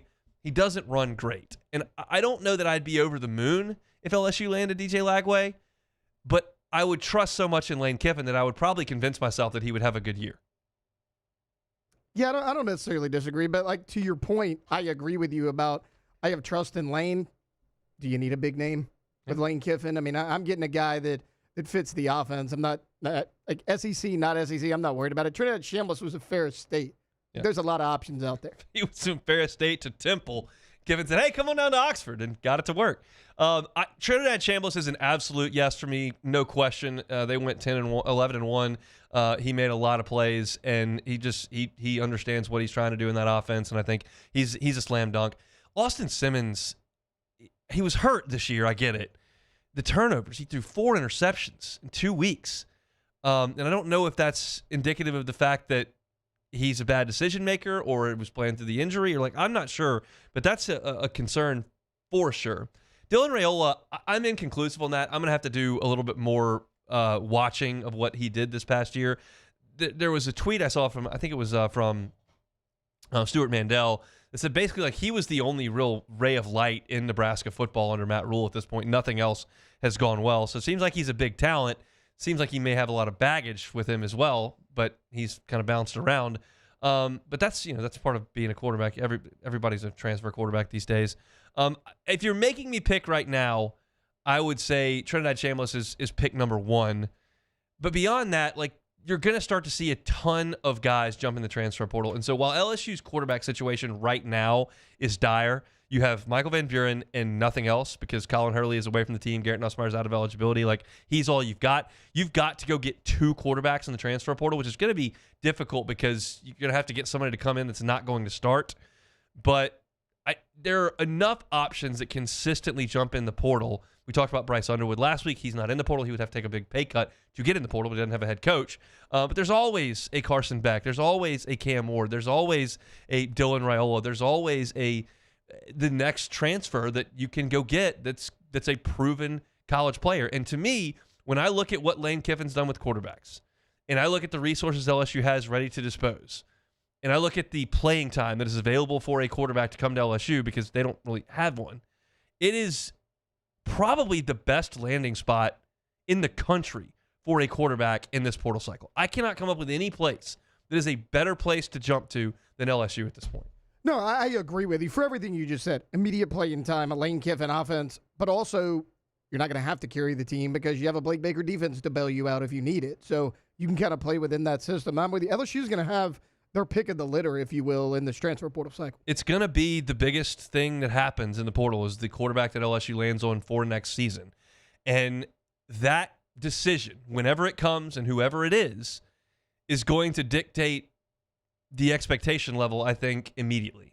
And it's probably going to be pretty high because you can change this thing really, really quickly. Kurt Cignetti changed things in Indiana really quickly. Clark Lee didn't change things at Vanderbilt quickly, but he got them changed when a quarterback came in and changed the way things were going in Nashville. That is the position, now that you've got your coaching staff filled out, that is going to be the most impactful. Obviously, that goes without saying. But you start to look at the options, and before these guys start jumping into the transfer portal, it's hard to envision, like, okay, who's your quarterback going to be? But as the days stack up and more talented dudes, former 5 stars, former Power 5 starters, like these guys start to jump into the portal, it's now easier to sit back and look at this and go, LSU's going to end up with a starting quarterback next year that probably threw for 2,800, 3,000 yards somewhere else, probably threw 20 touchdowns somewhere else, probably has started 12 to 24 games. We just don't know who it is yet. And that's going to be the most impactful thing as you move forward. And to our point, like, you should have the pick of the litter. You've got this Nike deal. You've got the funds that Lane Kiffin said in his press conference he was promised. You've got playing time. You've got the best offensive mind probably in the country calling the shots. It's as good a spot as I can imagine stepping into. And now you're starting to see these guys one by one jump into the portal. And Lane Kiffin's going to be in the mix. And we already see that LSU is attached to Sam Levitt. LSU is attached to DJ Lagway. You're seeing Pete Nako's report. LSU's making contact with these guys one way or another.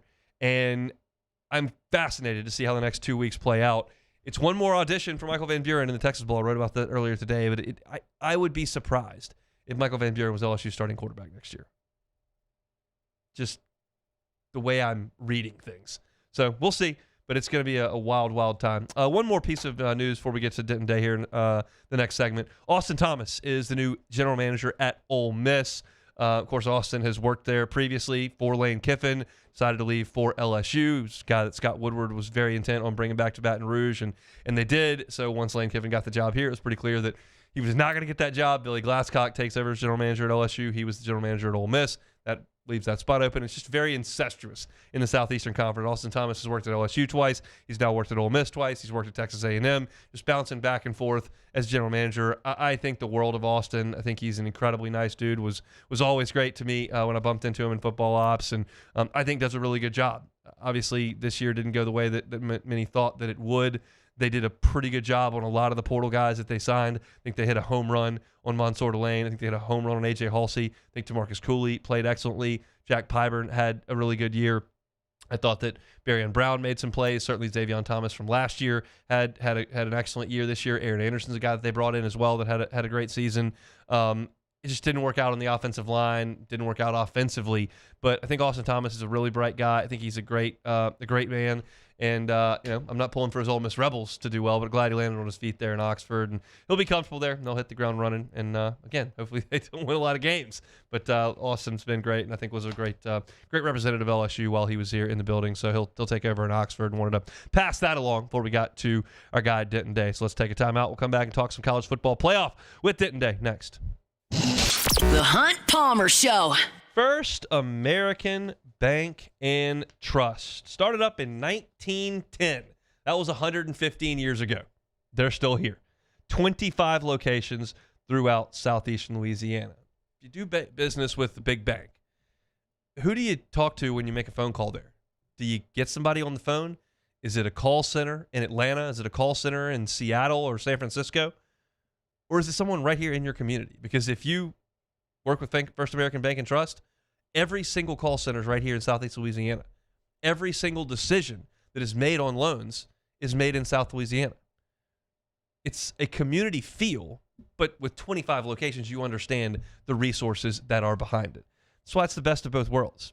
So if you're looking for a residential loan, if you're looking for a commercial loan, deal with First American Bank and Trust, one of their 25 locations. Doesn't matter if you're in Lafourche Parish, Terrebonne Parish, or over in St. Tammany or Tangipahoa on I-12, over in St. James, Dutchtown. No matter where you are, there's a First American Bank and Trust branch near you. People there in your community making decisions daily at First American Bank and Trust. This menu is a masterpiece. Delivers every time. This is the worst party ever. Raisin Cane's! Let's go! The party is saved! Peter, Mr. Billingsley. Celebrate the holidays with Raisin Cane's chicken fingers. One love. At Bayou Automotive, we believe in a sales process that puts you first. We want you to experience an easy purchase with clear pricing and great service. Let Bayou Ford and Bayou Chrysler Dodge Jeep Ram be your trusted partners in finding your perfect vehicle. The crew at Bayou Automotive is going to do right by you. The Windsor Senior Living Community in Mandeville, Louisiana is a beautiful, vibrant apartment community geared towards seniors. They are nestled right in the heart of Mandeville, where seniors live a more carefree lifestyle in spacious apartments with the peace of mind that comes from having a little extra help. Call the Windsor at 985-624-8040 to schedule a lunch and tour. Come see how the Windsor can be your passport to peace of mind. Looking for cleaner energy? Propane is energy for everyone. And when you're cooking with clean, affordable propane, you're cooking with gas. In the wintertime, nothing heats a home like Louisiana propane. And when you need hot water, propane's got you covered. Oh, and you won't regret that propane generator when the power goes out. I'm Miss Louisiana, Gabrielle McLeod, and to find more information and to find a propane dealer near you, visit louisianapropane.com.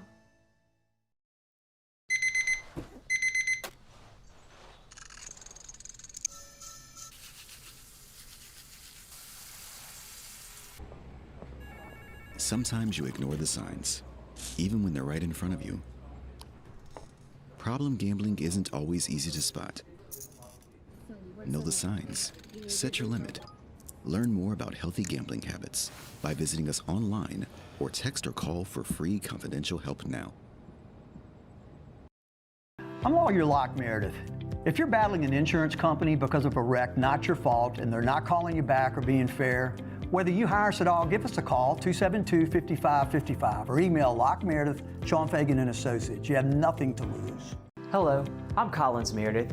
If you've been injured on the job, you'll likely have a workers' compensation claim, but you may also have a tort claim which opens up significant recovery rights not normally available for a work injury. If this is you, call us or come see us at Locke Meredith, Sean Fagan and Associates. Most roofers just replace your shingles. At Pelican, we diagnose your roof, digging deep down to find the root cause of your roof symptoms. Now cough for me? Good. We don't ignore your roof's issues, we address them. Let's just take care of this right here. Helping your roof to become the best version of itself. Interesting that you would say that.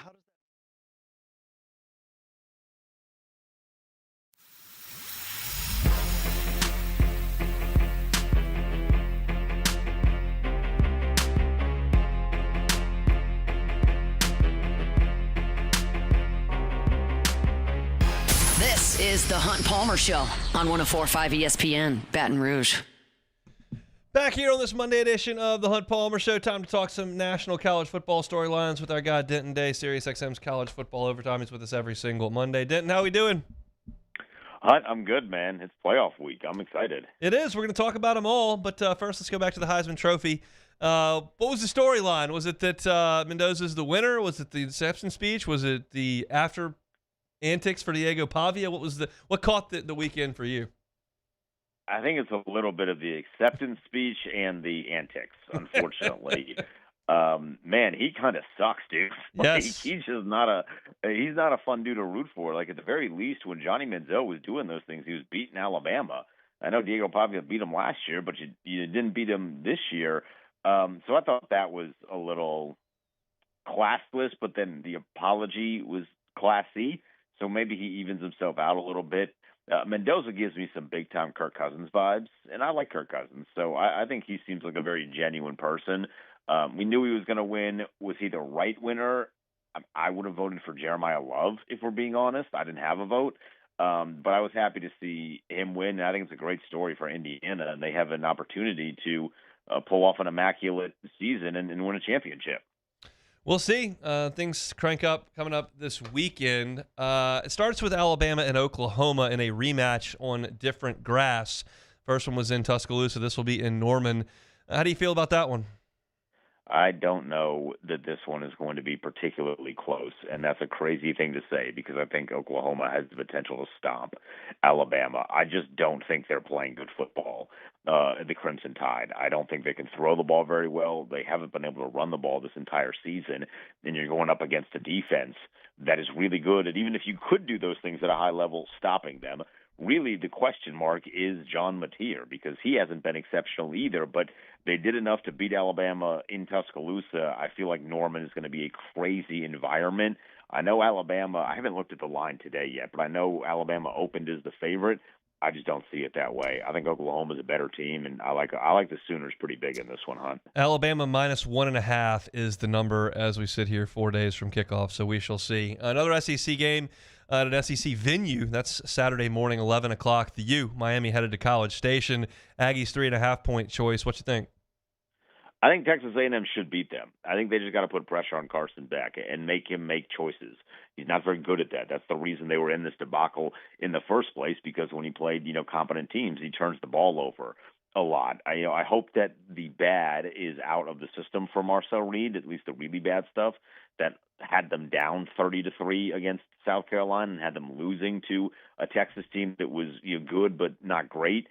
Miami, I think, is a little bit more talented in certain areas than Texas. At the very least, Carson Beck is, I think his upside right now is better than that of Arch Manning.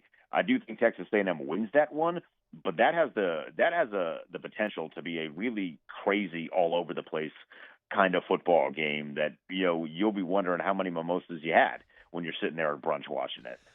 What would the story be if A&M lost this game? That's a great question. It would probably be something about Marcel Reed.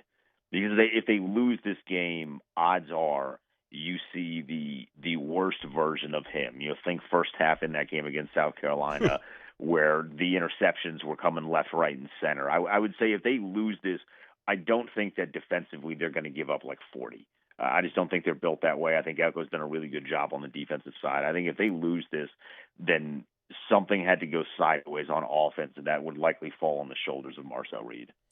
Be quite a fall from grace after where Texas A&M was entering that game against Texas. 2:30, Tulane and Ole Miss. No Lane Kiffin. The rest of the staff pretty much is there, and Tulane's got its staff, which is on the way to Gainesville here. So what do you think about that game? 17.5 is the number. I mean, I hate that Texas A&M and Miami is the start, because that's the best game of the day. Yep. And I would like to save that one for the main event. I mean, this one, honestly, if we're still watching it into the third quarter, paying any sort of real attention to it, congratulations to Tulane. But that's going to be ugly, man. Like, they just don't have the talent. And with or without Lane Kiffin, this is the one where Ole Miss will be able to survive. When they play good teams, we'll see how big of a drop-off that is. But, I mean, come on, man. The group of 5 team taking on a team as good as Ole Miss, it's going to be bad. Well, I would imagine you feel the same way about the nightcap. Oregon's a 21.5-point favorite over James Madison. Any chance the Dukes keep it close? Nope, I lay that number as too. So I can't, when I'm in Virginia, I can't bet on teams in Virginia, as I'm sure you guys are aware. Okay. But when I went to D.C., just literally a 5-minute drive, parked, let's pull out the old gambling app, let me lay that 21.5 real quick.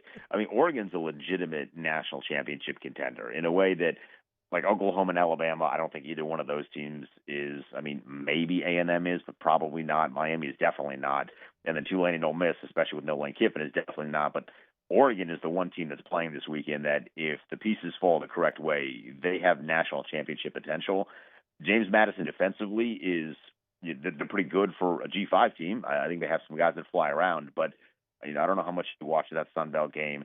Their quarterback's good when he's running the football, but it's a different beast when you're running it against a Big Ten team that's fast, and the accuracy is just not there. And you're going to have to be perfect if you want to keep it even close against Oregon. I just don't think James Madison has it. I want to stop you because you said I don't know how much you watched of that Sun Belt game. Just for forevermore, just realize that the answer to that is none.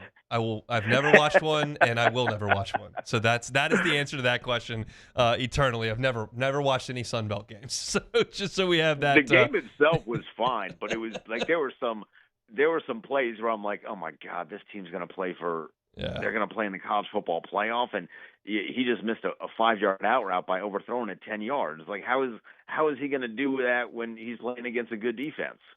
All right, what if I put you in charge of Michigan search? What are you doing? I'm doing kind of what they seem to be doing. Ward Manuel's an idiot, but he's at least getting this part right.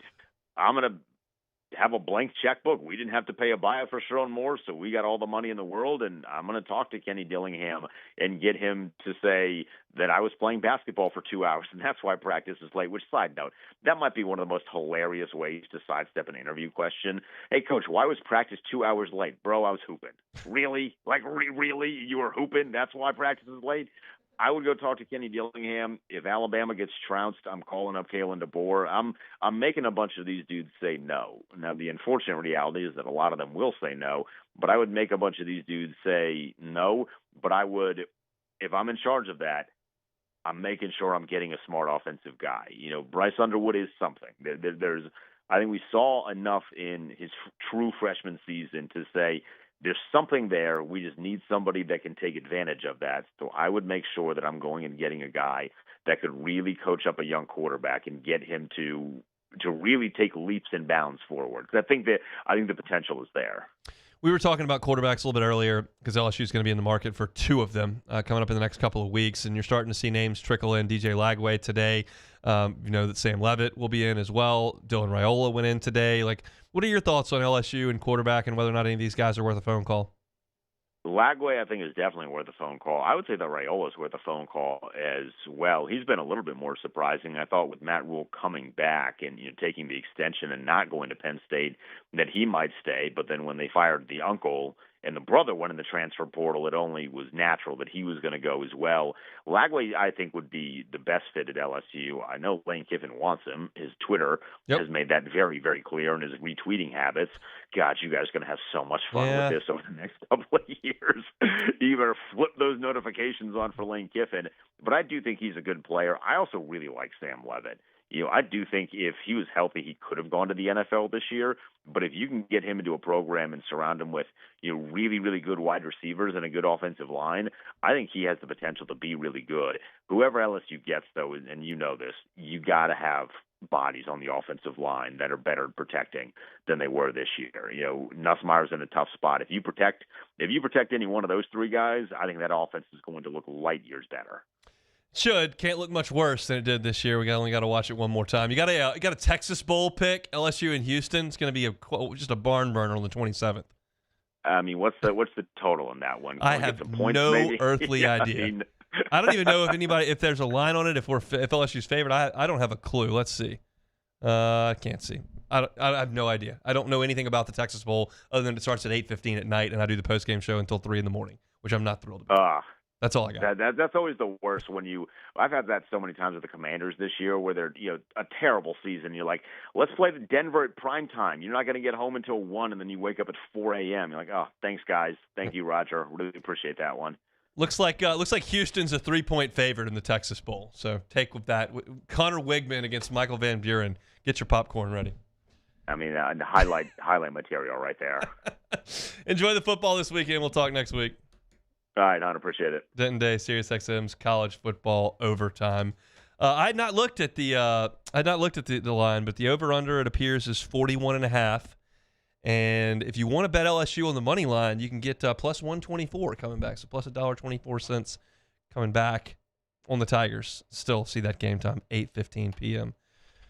It's just going to be a brutal post-game show. Taylor, are you going to listen to the post-game show after the Kinder's Texas Bowl? I'll be on until about 2 a.m. I'm going to be very honest with you, okay? I am an avid listener of the pre- and post-game show. Mm-hmm. I'm going to sit this one out. I'm going to wait till next season. You and everyone else. But we'll make it happen. I cannot promise we will go the full hour.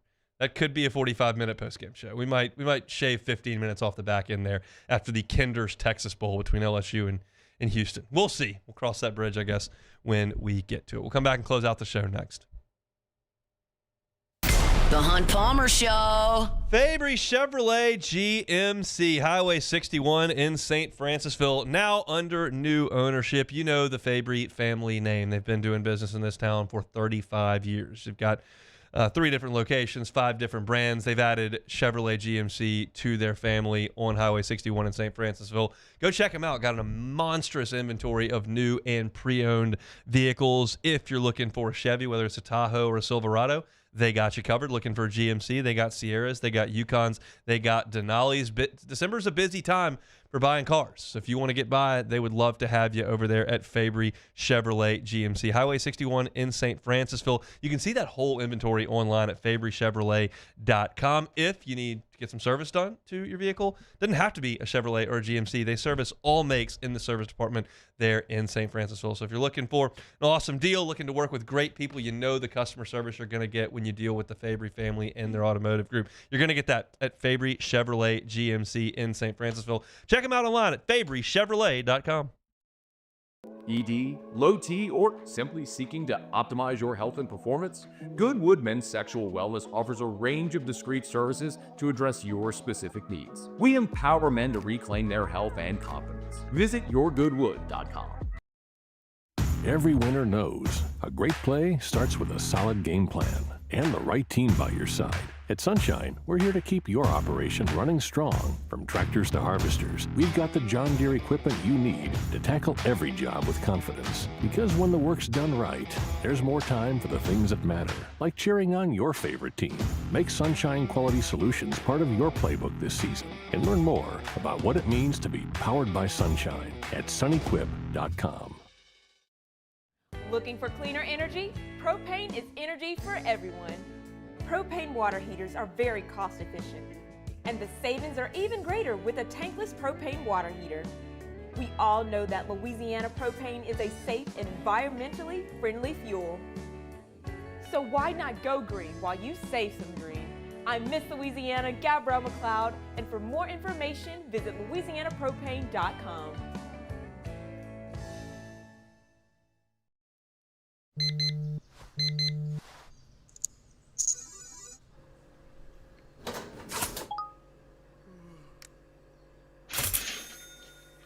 Sometimes you ignore the signs, even when they're right in front of you. Problem gambling isn't always easy to spot. Know the signs, set your limit. Learn more about healthy gambling habits by visiting us online or text or call for free, confidential help now. Hi, I'm Mitchell Meredith with Locke Meredith, Shawn Fagan & Associates. We take great pride in educating our clients about their rights. Whether you're injured at work or while you drive, call our office at 272-5555. Knowledge is power, and you should know your rights after an injury. Hi, I'm Shawn Fagan of Locke Meredith, Shawn Fagan & Associates. When insurance companies have been unfair, we've never been afraid to go to trial.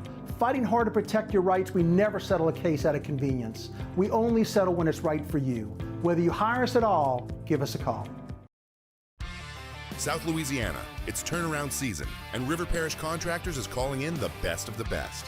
We're hiring pipe fitters, iron workers, boiler makers, combo and structural welders, rig welders, carpenters, crane operators, dirt operators, and more.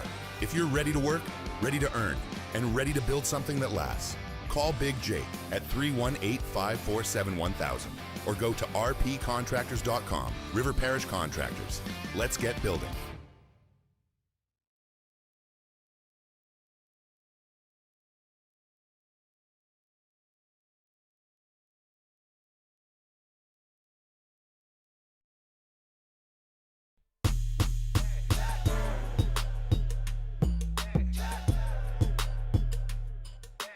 This is the Hunt Palmer Show on 104.5 ESPN, Baton Rouge. Closing out our Monday edition of the Hunt Palmer Show here. Appreciate you starting your week with us. Been a fast-moving 2 hours. Kid a lot. We talked to LSU head basketball coach Matt McMahon in hour number 1. I gave you my reaction to LSU's win on Saturday night in the Smoothie King Center. That opened hour number 2. Talked about the Saints getting a big win on Sunday and what that means for Tyler Shough and where this franchise is at the quarterback spot, how close they are to kind of pushing off the dock and moving forward. That was at 1 o'clock. You can find that at Hunt on Saints, wherever you find your audio, of course, on YouTube as well. Monsur Lane did not win the Thorpe Award. Talked about that in the first hour. And then Denton Day, SiriusXM's college football overtime with us there at 2:30 to talk national college football storylines. That is... I'm a little bit underwhelmed when I look at the schedule for the playoff games because you've got Bama, Oklahoma, which I'm going to watch. I'm fired up for that on Friday night. And then, of course, A&M Miami is great in the morning slot at 11 o'clock. But then you got the 2 G5 teams in, like, the primetime spots, the 2:30 and then the night game on Saturday, and that sucks. Like, I don't like that. I would have put one of them in the 11 o'clock slot. I realize you can't do that with Oregon because it'll be 9 in the morning out there. But why is A&M and I guess maybe to not compete with the NFL? Is that why they're putting A&M in Miami at 11 o'clock? The NFL starts playing on Saturdays this week. Is that why they're doing that? That would be my assumption. I mean, because... that should be the primetime game. I mean, I realize Oregon is out west, so you got to put them in one of the Notre Dame late fans slots. will hate watch the Miami game anyways. So they'll get better ratings. We'll see. If any way either Tulane or Miami could win, it would really make me laugh. Like if I could find a way. I think the buffer that I have the following week that has Georgia and Ohio State playing those 2 teams, I don't think that they're going to get out of that. But, man, if I could find a way to get 1 or 2 of those teams out in the first round, that would really make me happy. Miami could win, I think. I mean, you know how I feel about Texas A&M, yes. though. Tulane. I think Tulane's going to get beat by 30. You can't find 5 touchdowns on film. And they lost by 5 touchdowns. I don't care what adjustments you make, you can't find 5 touchdowns on film. That's not good. All right, take it or leave it. Take it or leave it. Take it or leave it. Presented to you by Flight by Yingling, the next generation of light beer, crafted by America's oldest brewery. Today's hottest stories in sports, news, and sometimes even Hunt's life. The question is, will he take them or leave them? Flight by Yingling, the next generation of light beer. Had a couple of flights yesterday when I was stirring a roux for gumbo. Delicious, fantastic. Looking for a light beer this holiday season. 95 calories, just 2.6 carbs. Flight by Yingling, it's the next generation of light beer. All right, Hunt. Scotty Scheffler won the Jack Nicklaus Award for the PGA Tour Player of the Year. He has now won that award 4 straight years. Is Scotty the best player since Tiger? Take it or leave it. Take it. This run that he's on is the closest thing since Tiger. It's not remotely close to Tiger, but it's the closest thing since Tiger. I thought there was a chance because Rory McIlroy completed the Grand Slam, won the Masters. I think he won Scotty may have won the Players. Rory won another big tournament this year as well. Thought there was a chance that he might get Player of the Year, but Scotty, I mean, you had a tough time not giving. And Rory also led the European Ryder Cup team to their first win on American soil in a long time. So I thought McIlroy had a chance, but Scheffler, he's ridiculous. All right, the Chiefs have been eliminated from playoff contention, but Patrick Mahomes tears his ACL, meaning he could miss the start of the 2026 season. Kansas City dynasty is over. Take it or leave it. I'll take it. I think it is. We talked about this a little bit last week with Jordan, but Andy Reid's not going to be there forever. I feel like he will eventually decide that's enough, and you can't turn down an opportunity to go, play for another Super Bowl. But now I think they lost last year, and he's out this year, and they're going to miss the playoffs. It feels like that may be done. Travis Kelce would not surprise anybody if he stepped away after this year. So kind of like the DNA of that run is Reid Mahomes, Kelsey, and 2 of them are going to be out of the equation at some point. Mahomes is still a really good player, and their defense is still pretty damn good, but they're just not the class of the NFL anymore. And last year, they were really good, but to go 11-0 in one-score games is not replicable, and now they're paying it back. They're 1-5 in those games this year. So and now Mahomes is out. So, yeah, I think they're done. After his performance on Sunday against the Seahawks, Shane Steichen says Phillip Rivers is going to be the starter again in Week 16. Can Rivers lead the Colts to the playoffs? Take it or leave it. I'm going to leave it. I mean, the Colts are good. They got a good defense. They run the ball really well. So it's not like they're asking him to step in and just sling it all over the place. He can't, throw the ball. I mean, the ball is just wobbling out of his hands, floating. But I just think that was probably a 1-week thing and that it's going to catch up to him. It wouldn't surprise. I mean, I hate to say this out loud, but if I'm going to be honest about the situation, it wouldn't surprise me if he got banged up. He just came off the couch. You're playing the NFL. I realize that he's trying to get down, but somebody's going to come off the edge, and he's 44 years old. I can't imagine this going really well for 3 more weeks. Well, how about this? 49ers, Jaguars, Texans to close things out. So 3 potential playoff teams there. For the Colts, all right, last one. The AFC playoffs this year will not feature Patrick Mahomes, Joe Burrow, and Lamar Jackson is on the outside looking in at present time. This is a make-or-break postseason for Josh Allen. Take it or leave it. I'm going to leave it because I still think he's really good and he can come back next year. And so, but it's important. Your main competition in the AFC is now Bo Nix and Trevor Lawrence and Phillip Rivers. I feel like you ought to be able to get that done. I'm pulling for Buffalo. That is a tortured fan base that has never had the top of the mountain. They got so close there in the 90s all those times that have been good this year. And they're still so enthusiastic. Oh, and they love it. I mean, what else you going to do in Buffalo? You got wings and the Bills. That's what we got. So, it's important that he try to get it done, and I think the path is reasonable there for him to do so. They're very, very good. I'm curious about Burrow. The vibes are awful. I've never seen him look and sound like this. They got shut out yesterday. Did you watch the game? No. He looked lethargic, like he was just kind of going through the motions, and that's never Burrow. Yeah, I don't know what the deal is. I mean, Jamar Chase I saw Jamar Chase's press conference yesterday where he was like, he's there to pick me up. I got to pick him up. Something's going on. I mean, he's not married, so he's not getting a divorce or something. I don't know. Is it just the sick of the injuries or loot? I don't know what the heck's going on. These press conferences are dark, and I don't. Yesterday was just awful. I mean, they didn't score. He's throwing pick six. That was a sick play by the linebacker to hand the ball off to that guy for a pick six. But it's a bummer because I enjoy so much watching Burrow and Chase play great football. I had so much fun when they went to the Super Bowl, and I've enjoyed watching them in the playoffs when they've made it.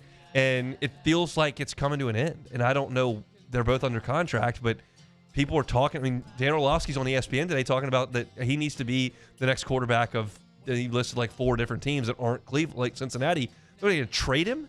You're going to trade Joe Burrow? How do you recover from that? You don't, but has Cincinnati cared about that in the past? They never had this opportunity. I mean, Carson Palmer was good. He wasn't as good as Burrow at his best. But, I mean, when they do these quarterback tiers next July, is Burrow tier 3 now? He's not going to be at the top anymore. No, I wouldn't think. He's not going to be top 5. Should be, but he's not going to be. It's just sad. I mean, I joke about being a Bengals fan, and I have a Bengals shirt. And I do pull for Burrow when he's out there playing, but it's I don't know how they manage this if he's just unhappy. I don't get it. It's weird. Just a complete 180, I guess, from the Joe Burrow we've seen for the last 7 years. So, all right, that's it for a Monday edition of the Hunt Palmer Show. That's it for Take It or Leave It. If you missed any of the show today, catch it on demand wherever you find your sound. Just search Hunt Palmer Show. Always remind you, Hunt on LSU for our LSU content, Hunt on Saints for all of our Saints content. Find that wherever you find your podcasts or on YouTube. Always invite you to check out LouisianaSports.net as well. Matt's going to drive you home next on After Further Review. We're back tomorrow, same time, same place. That'll be a Tuesday edition of the Hunt Palmer Show on 104.5 ESPN Baton Rouge. The Hunt Palmer Show. Just got it in. Lifetime Roofing. LifetimeRoofingLA.com is that website. Need a new roof? They got you. Need a roof repair? They got you. If you just need an inspection, they can do that as well at Lifetime Roofing. We know in this part of the world, you've got to take your roof seriously. Storm season, not right now. We had a quiet one. We like that, but you always know that next one is around the corner. make sure your roof is prepared for that. If you need a new one, they can handle that at Lifetime Roofing. And I always want to remind you that they're actively hiring. So if you're looking for a job, they're one of the only legitimate W-2 roofing companies in the entire state of Louisiana. That means they've got benefits. That means they've got a 401k. So if you're looking for a job, contact the folks at Lifetime Roofing. They're a great pillar in this community. Each and every year, they do multiple roof giveaways, help out the military as well. Check out their great work, some of those pictures, and request their presence at LifetimeRoofingLA.com. It's Lifetime Roofing, LifetimeRoofingLA.com. Family owned and community driven. Service Chevrolet Cadillac, a legacy you can trust since 1972.